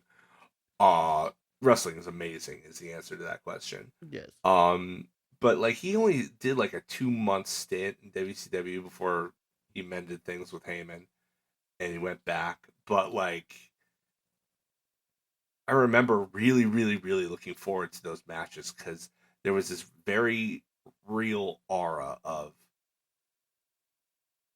how Bret Hart always used to say that like he tried to make it so that even if somebody left a WWF card saying, "Oh yeah, all those other matches were phony," but that Bret Hart match was real. Mm-hmm. This was a similar kind of thing. It was like not so much that I didn't enjoy the rest of the show, but it's like I looked forward to Sabu's match because there was a very real aura of literally anything could happen. Yeah. And you didn't know what it was going to be ahead of time. It was going to be something crazy, and that was about the extent of what you knew was going to happen. Like he even had a match against Mr. JL at Halloween Havoc. Oh wow. His buddy Rob Van Dam would later have a very famous long-running feud with that guy under his real name, Jerry Lynn. Oh. So it was kind of almost a preview there. Looking back now is kind of fun to think about. But yeah, and then later on, I would, once TNN picked up ECW, I would try and catch it whenever I could. I was a teenager then, so I would try to either stay up late or try to sneak downstairs and watch it because it was 1:00 in the morning. Yeah. Didn't want to wake anybody up, and especially I didn't want my mom to know that I was watching ECW of all things. Yeah. That would not have gone over well. But he just continued to be one of those guys that consistently surprised me with his creativity. And I think part of the allure of it was part of the aspect that made him so special was that unlike a lot of today's wrestlers who looked at that kind of stuff and got inspired by it and then perfected it later on, and a lot of them were legitimate track and athletes and gymnastics and amateur wrestlers and stuff with a real super legit athletic background. Sabu's stuff looked amazing, but none of it was pretty. Yeah. Everything looked sloppy enough that it only lent credence to the idea that he was absolutely a madman. Like, it actually, his lack of form actually helped his character. Yeah. Like, and I feel like whether that was intentional or not, I feel like that's a part that goes unspoken a lot and unnoticed a lot with Sabu. Yeah. Like, they talk about his innovation, they talk about his influence, they talk about his toughness, but they don't talk about like the fact that he made these weird things that wouldn't happen in a real fight at all. You know, you're bouncing off walls and all this other stuff, but he made it look so grungy and dirty that it still felt real Yeah. to a degree. It's like, well, I mean, he's not like, you know, he's not getting a 10 from, yeah, yeah. That Russian judge ain't gonna give him a 10 on the landing, but he's definitely hurting somebody, and most Yeah. likely himself. Yeah. Yeah. You know, Think I himself remember more than anybody seeing else. the barbed wire match with Funk, Oh. Oh. and that was the first death match I had ever seen, and it was a car wreck. I couldn't peel my eyes away. I wanted to desperately. Trust me, I had a much weaker stomach as a teenager than I have as an adult. I wanted to, but I could not look away because I couldn't understand how somebody could endure that kind of pain and just tape themselves up, super glue themselves together, and then go back and finish the match and have several more minutes of this stuff after getting caught, literally having his arm caught in the barbed wire. Not like, oh, stuck, oh, stuck. No, No. literally like wrapped up and caught in it to the point where it took several minutes for them to cut him free. Yeah. And then he continued the match for some godforsaken reason. My teenage brain couldn't fathom that. It couldn't even imagine somebody who was that gritty and tough and just like he seemed superhuman to me. Yeah. He seemed like an absolute like demon, and he was incredible, man. Like, I mean, he didn't have the impact on me that he clearly had on you that I'm just finding out about for the first time, with all of you, our dear listeners. But um like he was, man, he was something else, and I feel like a lot of guys, he just, like you said, he's not gonna get the flowers that he's actually due. Mm-hmm. You know, like even in his death, they're probably not going to be as um cumulatively accurate as they could in Yeah. terms of how influential he actually was and what he did, his contributions to the business. Um, I can guarantee you that at least in AEW, I don't know in WWE, depends on what they book for the week, but I know in AEW, somebody's going to be breaking out an Arabian Facebuster. Oh yeah. Somebody's 100%. going to be doing a triple jump moonsault, probably Mark Briscoe. Probably Mark Briscoe. If I had to guess, the guy who's most obviously influenced by Sabu on that roster clearly is Mark Briscoe. He uses that chair all the time. Mm-hmm. Like in the same kind of ways that Sabu always did. Like, if I had to guess, it would be Mark Briscoe. Um, you know, I guarantee you're going to see tributes. Oh yeah, for sure. In the ring, on the mic, in video packages. Like, I mean, Tony Khan, I know, is an enormous ECW mark. Yeah. Huge original ECW super fan. I bet he's probably feeling pretty crappy right now. Yeah. He's probably dealing with that by rushing to try and make something as good for him, as he's going to do for Mongo McMichael. Yeah. This week they'll probably do one a show. We'll probably do Mongo on Wednesday and Sabu on Saturday. They might do vice versa, considering how. Well, they're not in Chicago both times, I don't think. So they'll do Mongo in Chicago, but Yeah. but yeah, like this one sucks. This one really sucks. Yeah. It does. Nope. I don't know, man. If I know WWE, they're gonna give Paul Heyman a live mic. And Yeah. I'm gonna bawl like a freaking baby, I bet. Whatever tribute he does, it's probably gonna be very fitting, and I'm probably gonna tear up at that one. I hope Rob's okay. Oh man, I bet he's absolutely beside himself. Yeah. And who could blame him? No, I couldn't for sure.